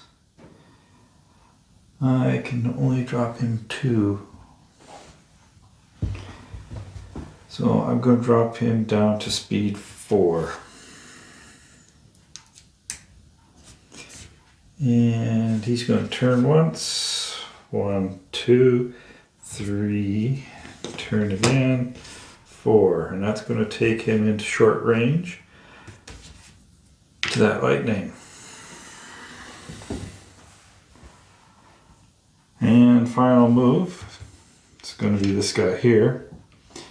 He's doing a turn as well. He's traveling at speed 2.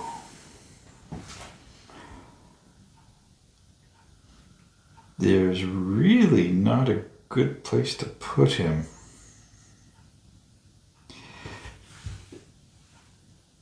If he goes this way, he's either going to land here or be in front of this guy. However, I can accelerate him. Maybe that's what we'll do. So instead of 2, he's going to go up to 5. He's going to turn 1, 2, 3, 4, 5. That gets him completely out of the front arc of everybody. And he's going to turn his 2 hex sides this way. And that will end the movement phase for turn 6. So for our first tile activation, we're going to go with this drone.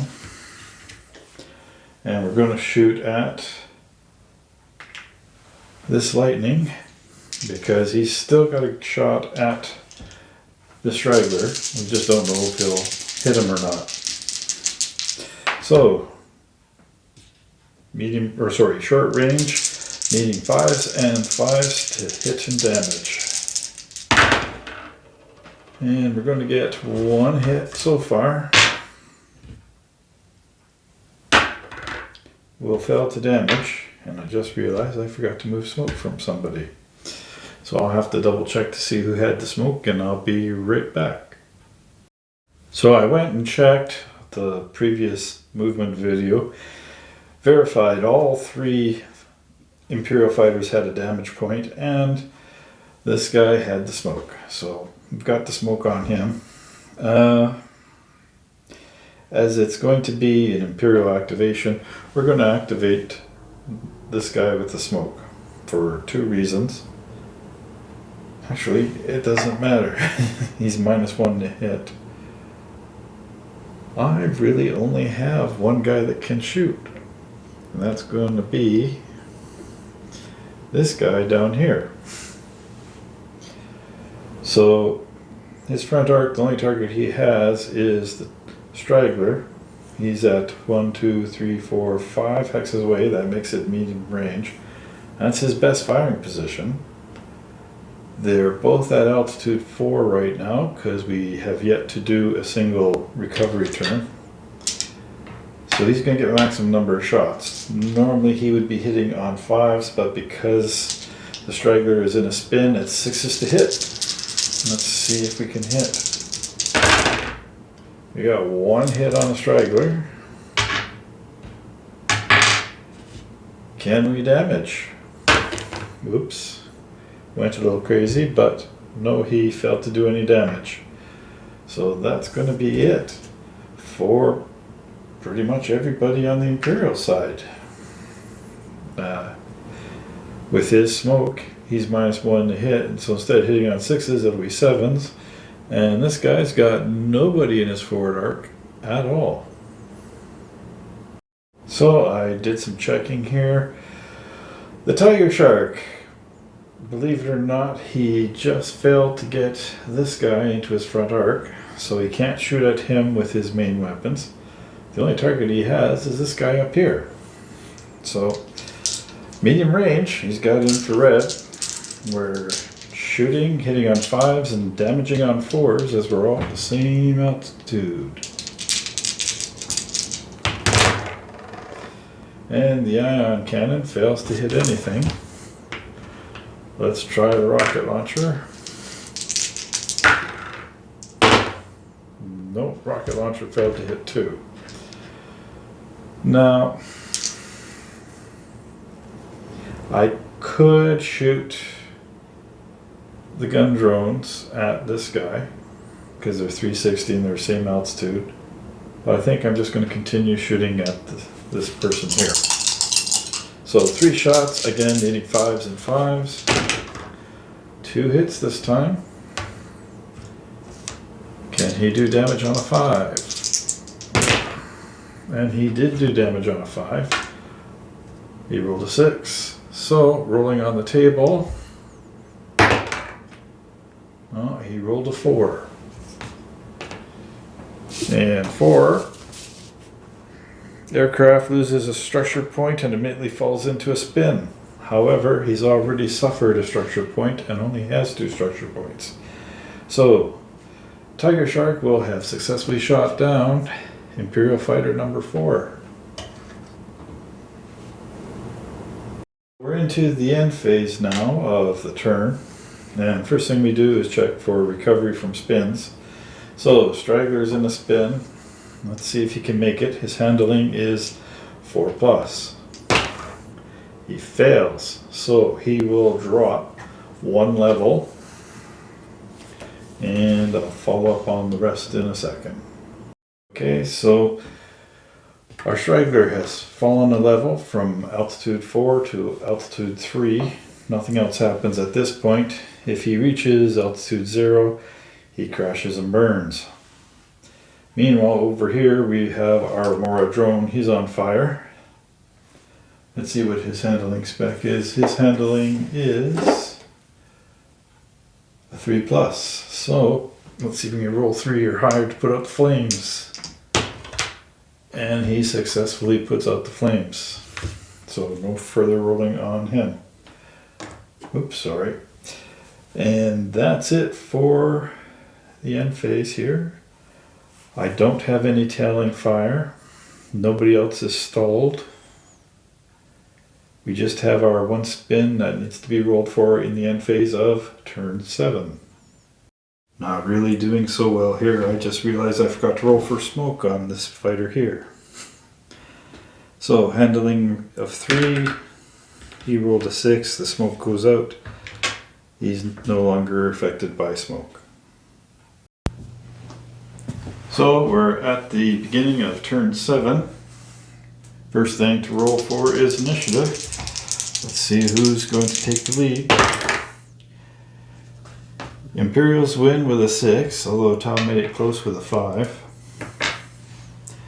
Imperial are going to make the Tau move first again. Makes the most sense for them, and quite frankly, the Imperials are in a bad spot. There's only 2 of them left. 1 more and they will be forced to do a disengagement. We have no tailing fire for this turn, so we'll go straight to movement. And I think to begin the movement, we'll start with this remote drone number 2. And he decided to do a bank. He's presently traveling speed 4, altitude 4.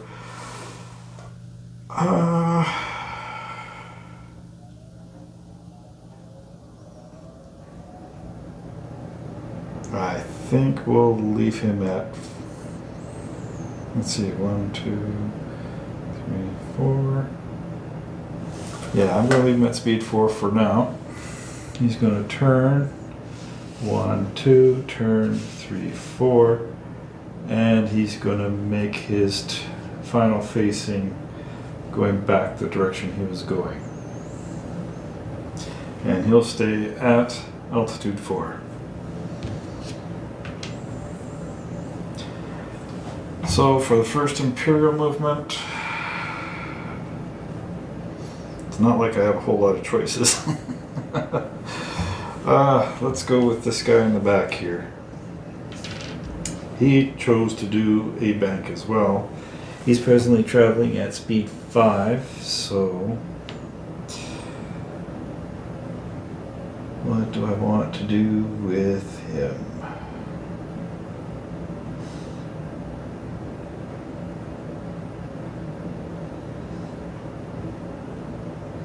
Well, he's now at altitude 3. I think I'll keep the same speed.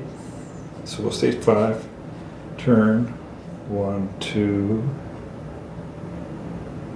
3, turn 4, 5, and turn again. That'll take him out of harm's way. And hopefully he won't become a target this turn. So with both of the Imperial fighters Oh, we still got another Imperial fighter here. Forgot about. Thought I moved him first. Let's move the Tiger Shark. He's doing a 1. And he's presently traveling speed 3. I'm going to reduce him. I think his maximum speed is 1. Yeah, I'm dropping his speed to 1.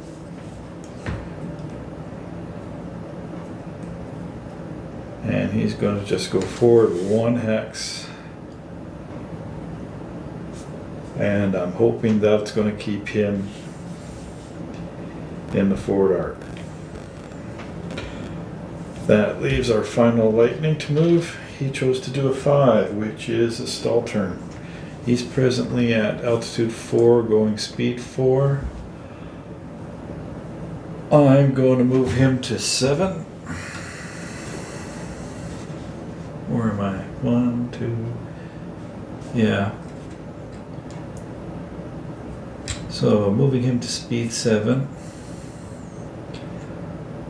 1, 2, 3, 4, 5, 6. Turn him around, come forward 1. He's 7. And I'm going to drop him to altitude 3. So he's going to be the same level now as, oops. He's going to be same level now as the Straggler that's falling down. And that'll be it for the movement phase. Oh no, it's not. I really gotta watch myself today. So we have last drone, he's doing a 6, which is a stoop. He's traveling 4.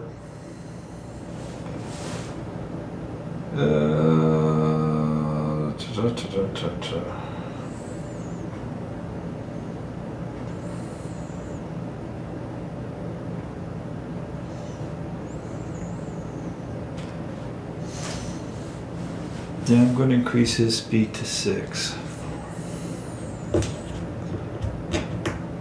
Or sorry, I'm going to increase it to 5. Turn 1, 2, 3. Turn 4, 5. And I'm going to turn this way. He'll just keep him in the forward arc. I'm dropping him to altitude 3. So the drone's going to do a head-on more or less there.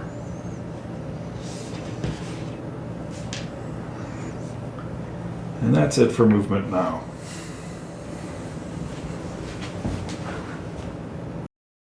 So first tau activation, we're going to have this Remora drone shoot at the lightning.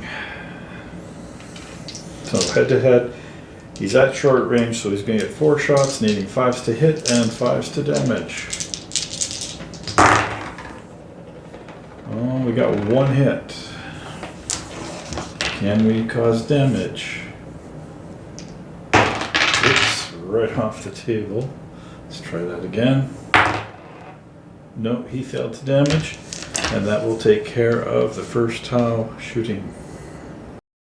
So, first attack for the Imperials is going to be this lightning onto the Straggler. He's at medium range, so it's going to be 6 shots. They're at the same altitude, so normally 5s, but Straggler's in a spin, so it's +1 to hit. Makes it 6s and 5s to damage. And we managed to get 2 hits so far. Let's roll to see if we can damage. Neither one damaged. However, I got a re-roll, and I'm probably going to lose it if I don't use it. So, we're going to re-roll and try to...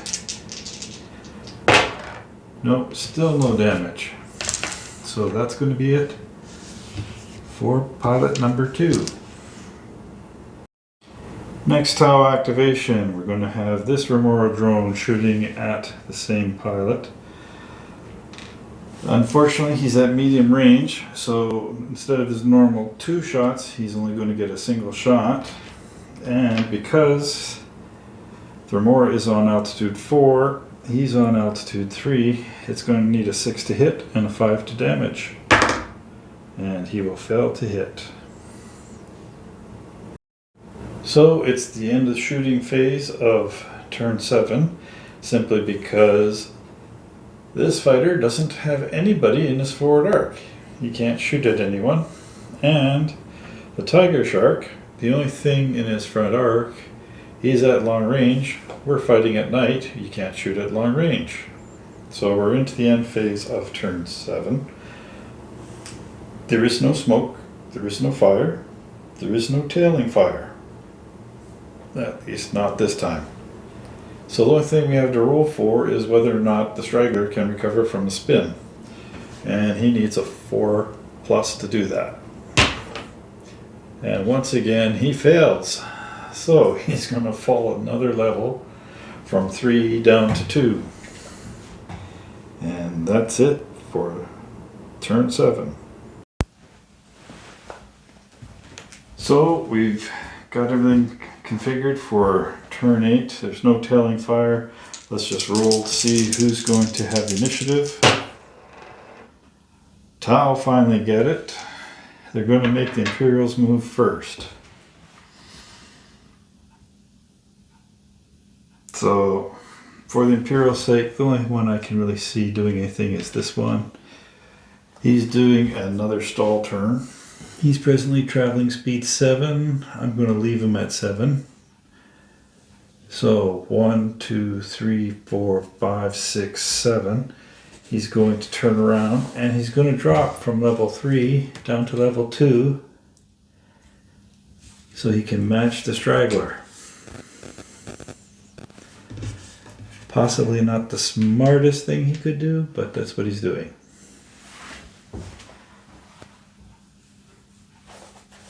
So for the first Imperial for the first Tau activation,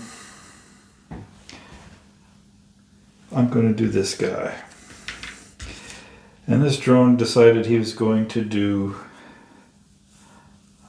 a stall turn as well. So he's going speed 4 right now. And I have to bump him up to speed 5 because I need to drop 2 altitude. So up to 5. 1, 2, 3. Turn around. Oh dear. 4. Turn around. 5. It's a little farther away than I had wanted him. And because he dropped down to altitude 2, he's going to gain speed from 5 to 6, which is his maximum speed. So drone 2 has completed his move, going head to head, a little farther away than he wanted to be, but what can you say? That leaves the last Imperial fighter. He's doing a bank. Now, he's presently going speed 5. 1, 2, 3, 4, 5. I'm going to leave him at speed 5. So he's going to turn 1, 2, turn 3, 4, 5, turn back this way, and he's going to drop from altitude 4 down to 2 because he's going 5 or more. He can do that.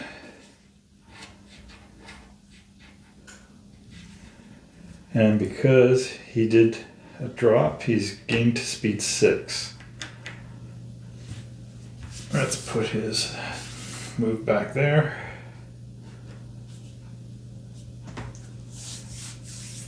So that leaves us with the 2 Tau movement left. Drone 1, he's doing a 7. He's presently doing speed 5, I think. Yeah. 1, 2, 1, 2.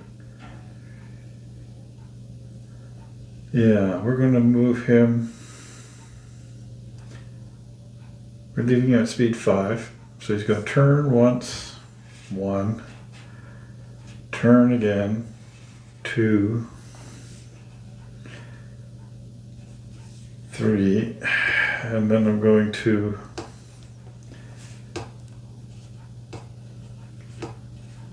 turn his 2 hex sides, 4, 5, and he's going to drop from altitude 3 to 2, which will gain his speed from 5 to 6, which is his max speed. And that'll put him in forward arc at short range to this guy. And the final Tau flyer. Tiger Shark's going to move 1 space. He's doing a level flight. I'm presently moving speed 1. I can go up to speed 3.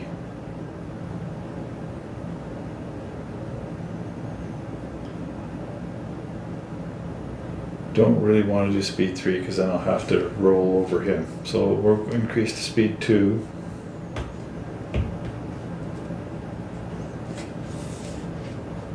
1, 2. And I'm going to turn him this way just to prevent any tailing action on him. And that's going to be it for movement for turn 8. So, Imperials get first activation. We're going to take and start off with this guy. He's at short range. Actually, he can shoot him too. So I'm going to do that. We're going to shoot the Tiger Shark. Well, the Tiger Shark's at altitude 4. I'm at altitude 2. So no, I'm not doing that. Forgot to drop his altitude. So instead, we're going to take and shoot at the Straggler. Normally 5s to hit because they're same altitude, but 6s because the Straggler is still in a spin. What do we get? No hits by our first Imperial fighter. So, first Tau activation. We're going to have drone 1 over here. He's only 4 spaces away from this Imperial fighter. Same altitude. He's going to be hitting on 5s and damaging on 5s. No hits from the drone. He doesn't have any more seeker missiles, so that's it for him. So once more, we're going to have this Imperial fighter try to shoot down the Straggler. Again, short range, normally needing 5s, but he'll need 6s because of the spin that the Straggler is in. So, 4 shots, 6s to hit, and none of them hit. That's it for the Imperial shooting. The only other shooting, really, is going to be this drone way over here against that fighter there. And because it's medium range, it's going to be single shot needing 5s and 5s. And the drone will fail to hit as well. And yeah, unfortunately, the Tiger Shark is not facing in the proper direction to be able to take a shot. And his 360 drones are only good at medium and long range. And unfortunately, the fighters are both at short. So we're into the end phase of turn 8, and the only thing we have to roll for is to see what happens to the Straggler. Now, Straggler's still in a spin. He needs a 4+ to recover. Unfortunately, even if he does recover now, there's not enough time for him to exit the far table edge anymore to get his points. So we're just going to see whether or not he can make it to keep from blowing up. He finally makes it.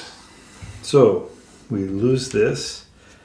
He now travels at maximum speed, which he already was.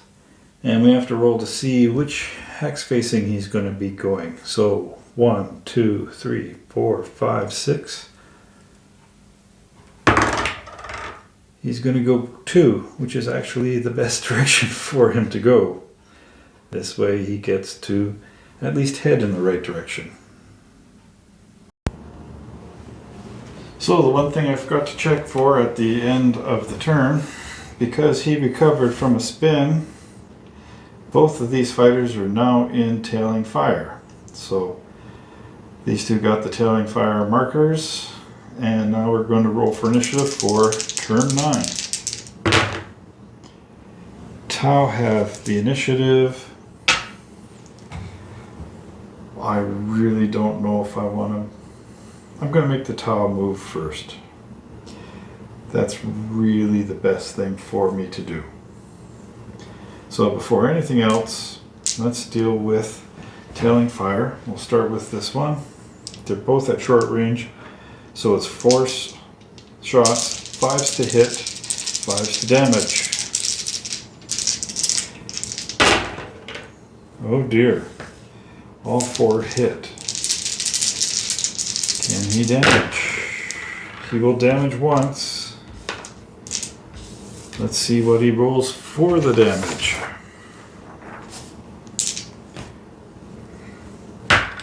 He rolled a 2. Engine is hit and belching smoke. So put on a smoke marker.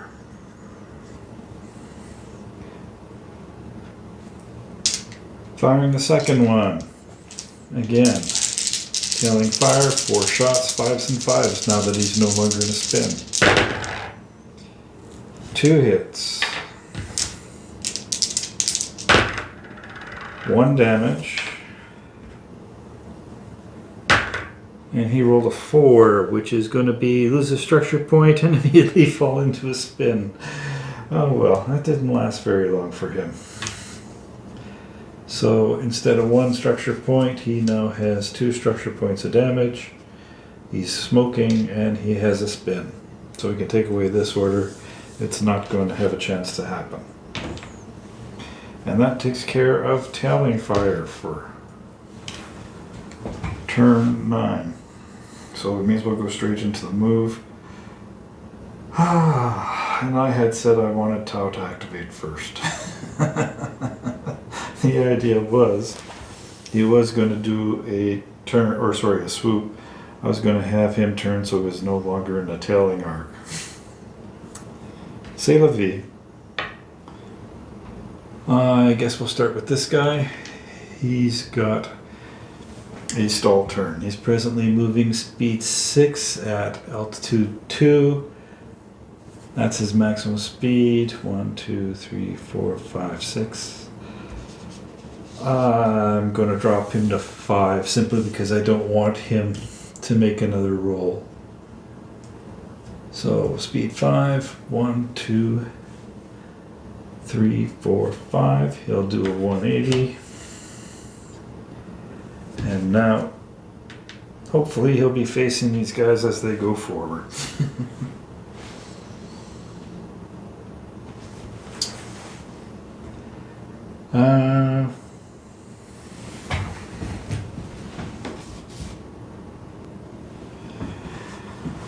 So for the first Imperial activation, let's deal with this guy. He was doing a stall turn as well. He's presently traveling speed 7. I'm going to bump him to 8. So 1, 2, 3, 4, 5, 6, 7.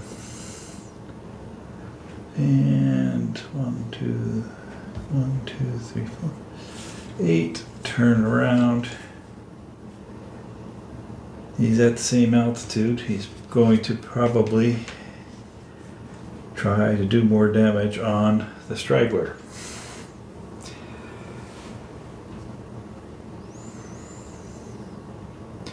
Next activation, let's do the drone. He's actually doing a 6, a stoop. And unfortunately, that's not where I really wanted to go. He's presently traveling speed 6 himself. So we're going to turn 1, turn 2, Oops. He was facing that way. 2, 3, turn twice, 4, 5, 6.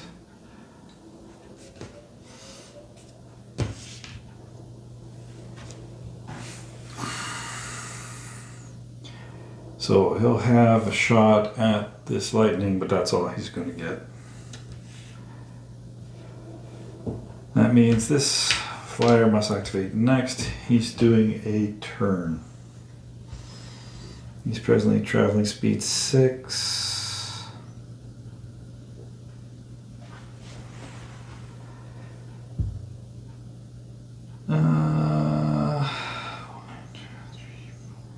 I'm going to drop him down to speed 4. He's going to turn 1, 2, 3, 4. Turn his 2 hex sides. And that way he's at least got a shot at the Straggler. And that leaves our last move, the Tiger Shark. He was doing a turn as well. He's presently doing speed 2. Oh dear.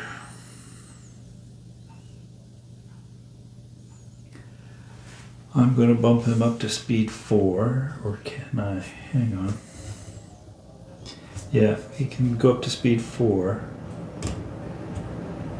Turn 1, 2, 3, 4. Turn twice, and I'm dropping him from altitude 4, because I remembered, down to 3. I'd like to drop him to 2, but unfortunately he's not going fast enough to allow me to do that. And that's going to take care of movement for turn 8. So, first tile activation. We're going to take and activate Remora drone number 1. First thing he's going to do, he's going to jink 1 hex over, maintaining his facing.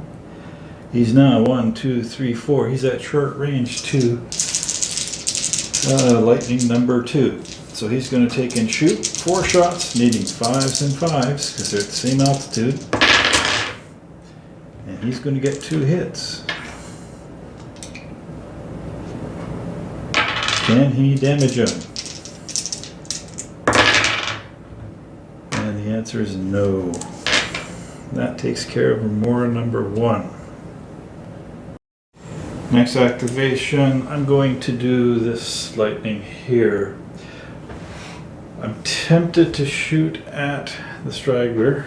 He's at short range, but the Remora is at medium range, which gives me more shots. Do I or don't I? I think we'll take a chance. We'll go for the Remora. It'll cut down the number of activations for the Imperials and hopefully get him a kill marker. So, needing 5s and 5s to hit and damage. No hits. So, good idea. It just didn't work out. So, next activation for the shooting phase is going to be the Tiger Shark. Now, unfortunately, he's got nobody in his front arc, and he's too close to use the burst cannon against that far lightning. So he's going to be shooting his burst cannons at this one. So, 3 shots, needing 5s and 5s. We got 2 hits. Oops. Needing a 5 to do damage. No damage. That's it for the Tiger Shark this turn. So, last one getting a shot this turn I think is going to be this lightning, and he's going to take a shot at the Straggler. He's at medium range, so he'll get all 6 shots. The only question is whether or not he'll actually hit on a 6, because we're in a spin again. We got 1 hit. Need a 5+ to damage. And he got the damage. Oops, it was a 6. Can the Straggler save on a 6? No, he does not. So, what do we roll for the type of damage? Oh, that doesn't look good. That's an engine hit, begins belching smoke, plus it does an extra damage. So we're now up to 3 damage on the Straggler. And he puts out another smoke, so he's got 2 smoke counters now. And that will take care of his shooting.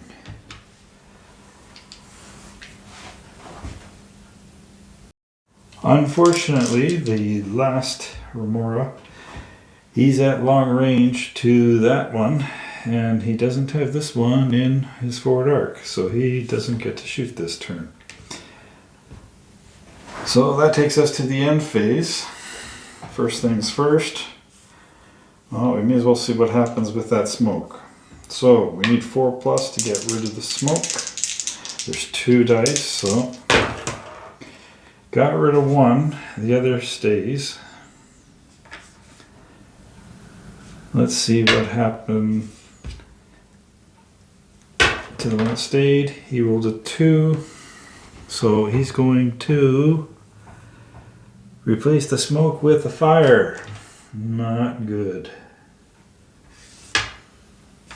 So at this point, even if he were to recover, he still wouldn't be able to shoot. So to recover, we need a handling of 4+,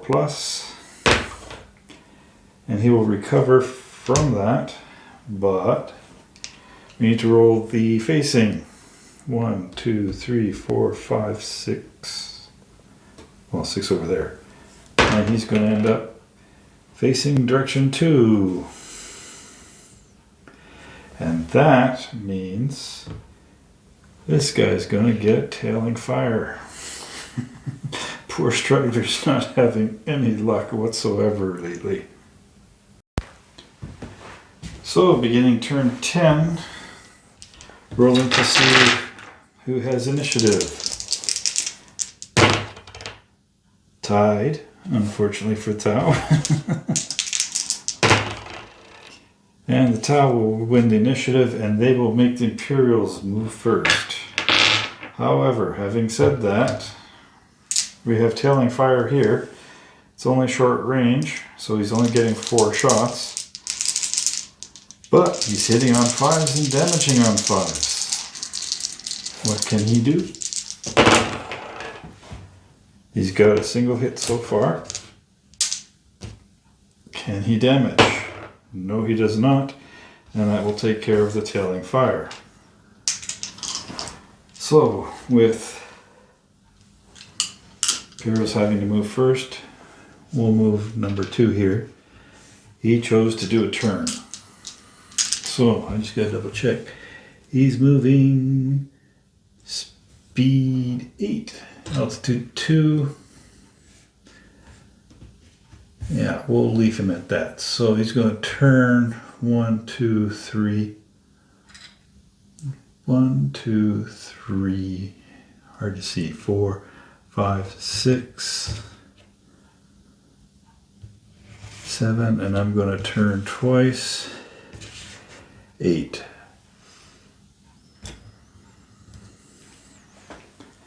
And that'll take care of the first activation.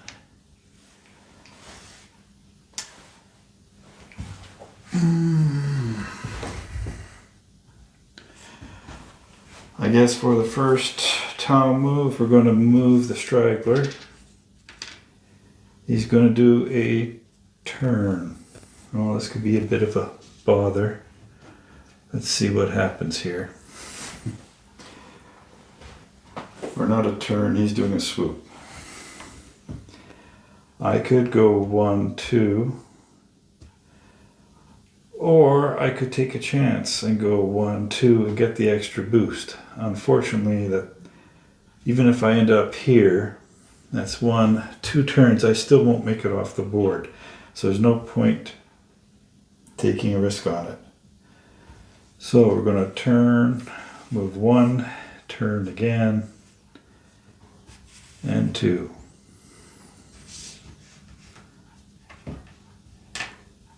And that's the first Tau activation. Oh, I already see I left this one turned over. silly me. He's doing a turn as well. He's presently doing speed 4. I think that's good. So turn 1, 2, 3. Turn twice and 4.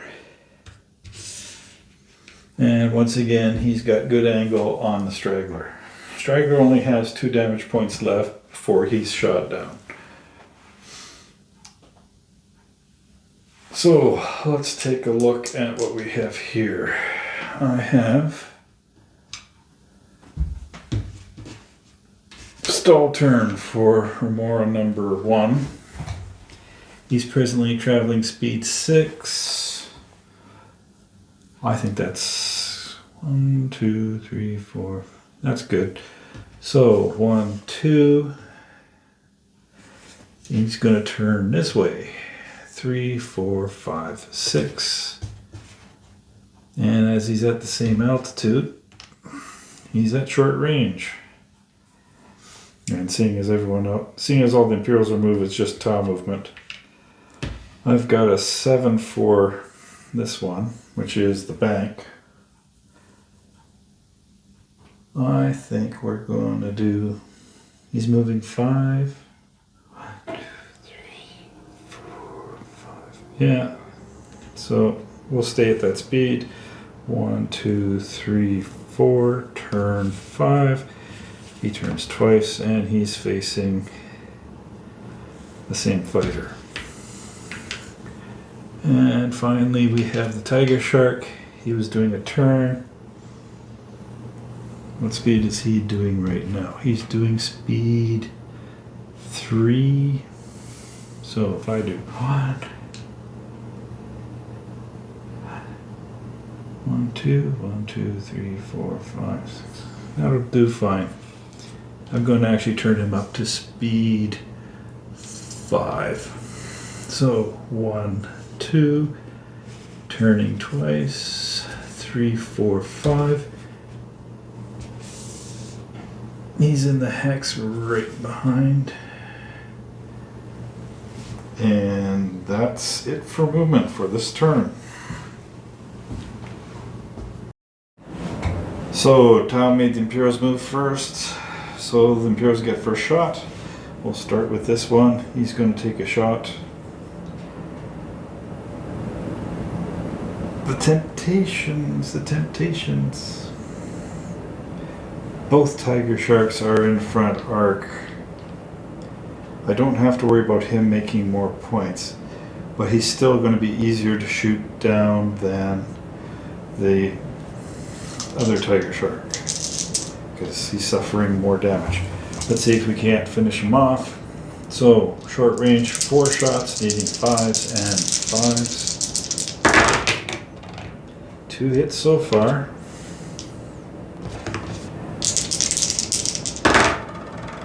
And 2 damage. And Tau have armored cockpits. Can they save any of those damage? Well, together they add up to 6, but no, they don't do anything. What do we roll for damage this time? Well, the 4 is a structure point and falls into a spin. So there's your 4th structure point and falls into a spin. And the 6, he takes a fire marker. Oh geez, he had a fire marker before and I never noticed it. Oh well, it doesn't matter. He takes a fire marker and he takes another damage, which takes him to 5 damage. That's going to shoot down the Straggler completely. So the Straggler is shot down by Tau number 5. Sorry, the Straggler shot down by Lightning number 1. Word games. Blah. First Tau activation, we're going to have Remora Drone 2 shooting at this fighter. And it's going to be 4 shots at short range, needing 5s and 5s. Well, we got 2 hits so far. And 1 damage. What kind of damage are we going to do to the Lightning?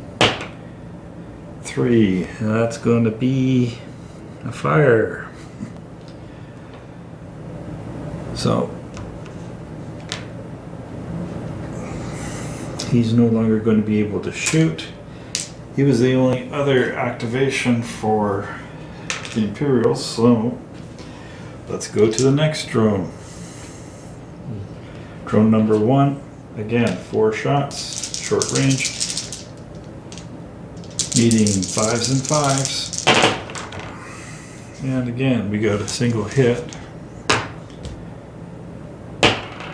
Does not damage. And that's it for the drones. The final activation is going to be this Tiger Shark.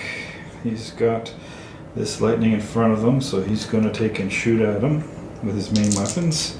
So 2 shots from the ion cannon because it's short range, needing 5s. Or wait, he's at which altitude now? He's at altitude 3.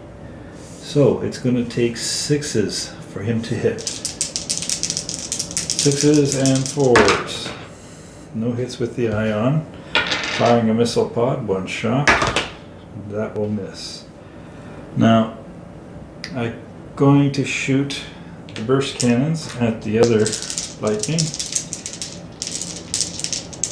Now that's going to take 6s as well and 5s to damage.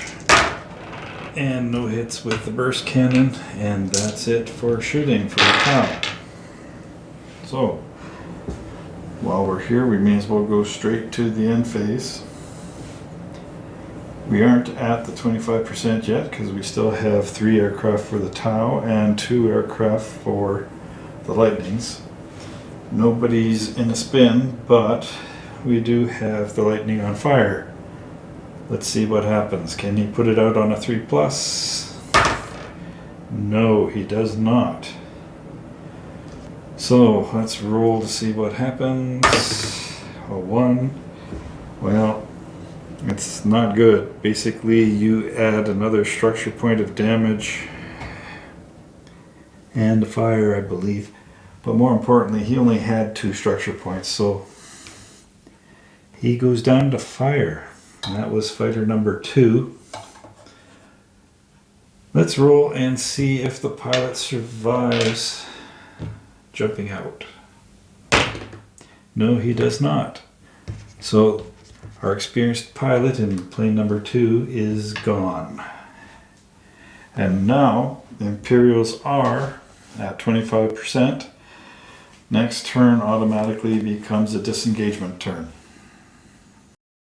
So this is turn 11. It's a disengagement turn because the Imperials are down to 25%. Rolling for initiative. Well, the Tau rolled a 6. They're going to make Imperials move first. Guess what? He did a 1. He's traveling at speed 4. I'm going to bump him up to 7 because he can accelerate 3. He's going to turn forward 1, then turn 2, 3, 4, and off the table. So that pretty much ends the game at that point. Tau will keep the area of engagement and we'll add up the points in a few minutes. So while the mission is fresh in my mind and hopefully yours, I want to go through some observations I noted while putting the videos together. First, the first attempt of this mission run was so bad I had to restart the mission after 4 turns. There were so many errors that impacted so many chances. It wasn't a fair fight for either side. More importantly, it was just a really bad example of how to play the game. Nothing made sense by the time I stopped. So I reread the rules, made a cheat sheet for the enhanced damage, restarted the game from the same positions, altitudes, and speeds, and still managed to make mistakes. First, most outstanding and consistent was regarding the spin rules. Now, to be honest, I've never dealt with spins before because they were easy to avoid in the basic rules. All you had to do was be careful and mind your speeds. With the new damage table, I was getting hit with spins multiple times, and I had to do a quick review, and somehow I managed to miss out on some aspects of the rules. If you fail to recover from a spin, you fall down a level of altitude. So I got that part right. The issue is when you recover from a spin, there are 3 things to note. and I seldom got more than one right each time. So, for aircraft recovering from a spin, they should have dropped a level of altitude as they came out of the spin. They should always go to maximum speed, and they should always roll for a random direction that they're facing after the recovery. Now, that was my fault for rushing too quickly through what was supposedly an unimportant rule that I never had to deal with. So, fully my fault. Well, actually, most of the rules problems are going to be my fault anyway, but that one was just dumb. Now, the new enhanced damage rules, I got most of it. The issue was I couldn't read my own writing on my own cheat sheet. I misread my sheet that a handling test got rid of fire in the end phase. That's not what happens. If you pass a handling test, you replace fire tokens with smoke tokens. You don't get rid of the fire tokens completely. Finally, throughout the game, there are weird little forgotchas where I overlooked or missed penalties such as altitude, shooting at spinning aircraft, etc. These are your typical in the heat of the moment errors that just happen when you're a grouchy old senior playing alone with no one else watching and checking what you're doing. Despite that, I really enjoyed the enhanced rules for damage. It made the strategy and tactics more difficult, dealing a blow to those who are totally dependent on planning out math hammer games. Normal statistics just don't work because there's too much random factor with the damage table. The only problem I see with using the enhanced damage rules is that your game will probably take significantly longer. If you're tight on time, I wouldn't use them, especially in a larger battle. Same with tournaments, it could really harm your table times for your games. You could possibly tighten it up by including the limited ammo rules with the enhanced damage rules. That may cut down on time simply because the running out of ammo factor for most of the aircraft. If you can make the time or allowances for it, I really think the enhanced damage rules really increase the fun factor of the game. Wow, that was the longest mission I've ever played. We almost made it to turn 12. I was expecting to finish the game in an hour and a half, but between my first failed run and the extra time it took to do damage to each other, this game had to be played over and recorded over 2 nights. So, with the results. First, the Imperials got hammered this time. I had thought to make Lieutenant Dugald disengage 2 turns earlier before he got shot down. But that would have ended the game 1 turn earlier, and at that point, I didn't think the Imperials had enough points to win. Imperials really needed a kill of anything to get some points to sort of push them over the top. Unfortunately for the Imperials, they just couldn't do that until turn 10 when both the Straggler and Lightning number 2 were destroyed in the same turn. And that pretty much made the game a win for the Tau. The only Imperial survivor, Lieutenant Morden, left the table during the disengagement turn, and he counts as a voluntary disengagement. So, though damaged, the Lightning Strike number 1 only gave up a quarter of its points instead of half its points. As a bonus, Lieutenant Morden now has A status for completing 2 missions and gains a reroll for the next mission. Plus, he managed to achieve his first kill. So, all totaled, the Imperials gave up 82 points in damage. On the Tau side, the only casualty was the Straggler. Considering it was shot at constantly, put into a spin twice, and it's the first time I've ever had to deal with spins, so I messed it up a bit, and it only had a maximum speed of 2, it was amazing it got as far across the board as it did. The Imperials did shoot it down, so the Straggler gives no extra points to the Tau and gives up its full value in points. Meanwhile, Tau pilot Whiskey in the Tiger Shark was badly damaged, but he still managed to survive. So he gives up half his points to the Imperials as he stayed in the area of engagement. However, Whiskey also completed his second mission, marking him as Tau's first ace, and he managed to get a kill in the process. The Remora drones did much better than I expected. In fact, in the first run of the game, I only got 4 turns done before I had to abort it. Both the drones were destroyed in the first turn by lucky hits and damage table rolls. This time, they survived the entire game, and Rem 02 managed 2 kills himself. So the real question is, do drones gain experience? They are controlled by artificial intelligence. Regardless, Tau only gave up 51 points to the Imperials this time. So for the total scoring, Tau get 82 points for damage caused to the Imperial forces, but they do not get any mission points because the Straggler failed to escape. As the Tau list was cheaper, there's also no list bonus for them. The Imperials get 51 points for the damage they caused. There was no way for them to gain extra mission points, but they did get a bonus 4 points for being at a 100-point list over the Tau's 96 points. So that gives the Imperials a total of 55 points. So no matter how you look at it, Tau won this particular round.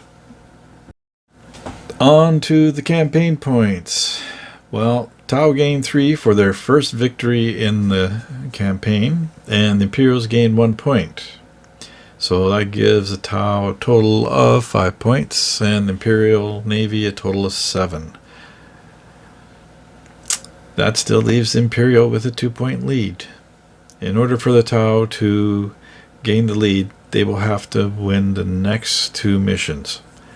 They can get a tie if they win the next mission and then tie in the second. I think, regardless, it's going to be a close campaign the way things are headed.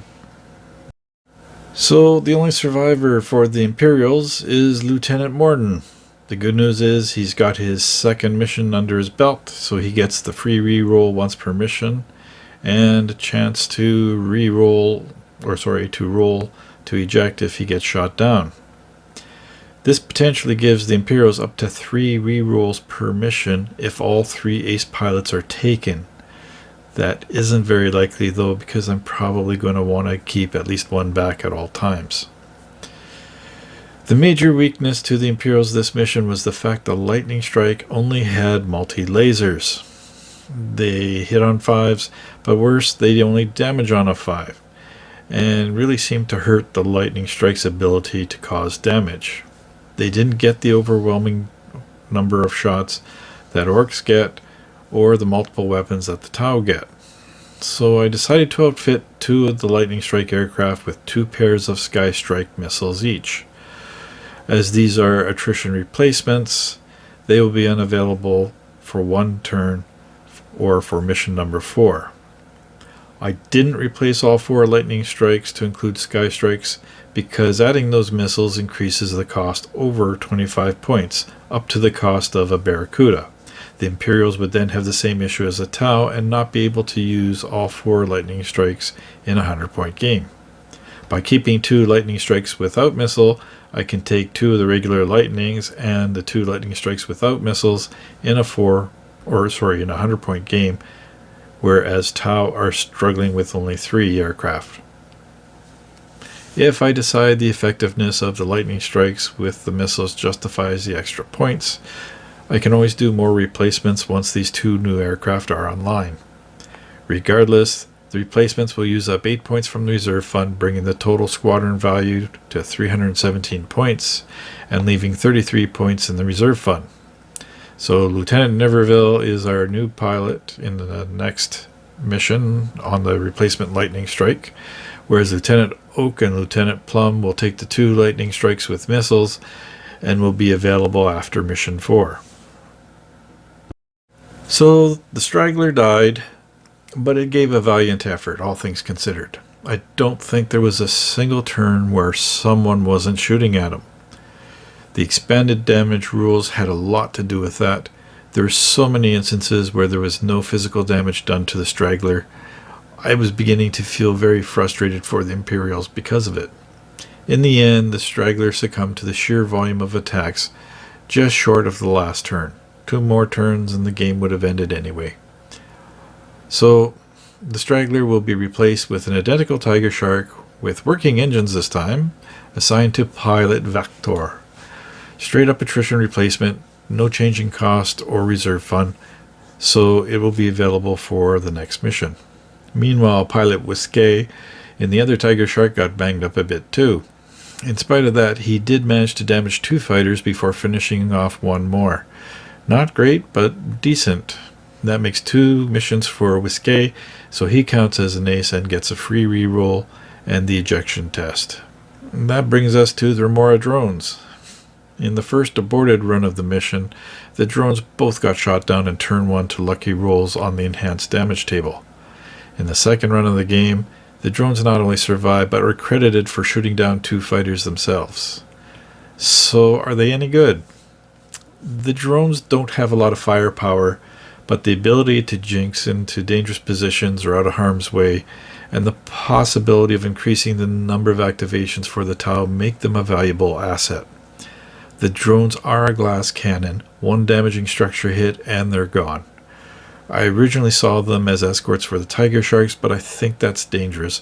Drones need to stay out of the way until they can zip into the range and do something useful, especially getting into the side and rear arcs of the enemy where they can't be shot at. They make for a good distraction and cause the enemy to split fire across multiple targets, but they are too expensive to just throw away. I may be tempted to replace a Barracuda with 2 of these in the future just to get the extra activations. So that's it for this report. Our next mission is going to be the dogfight.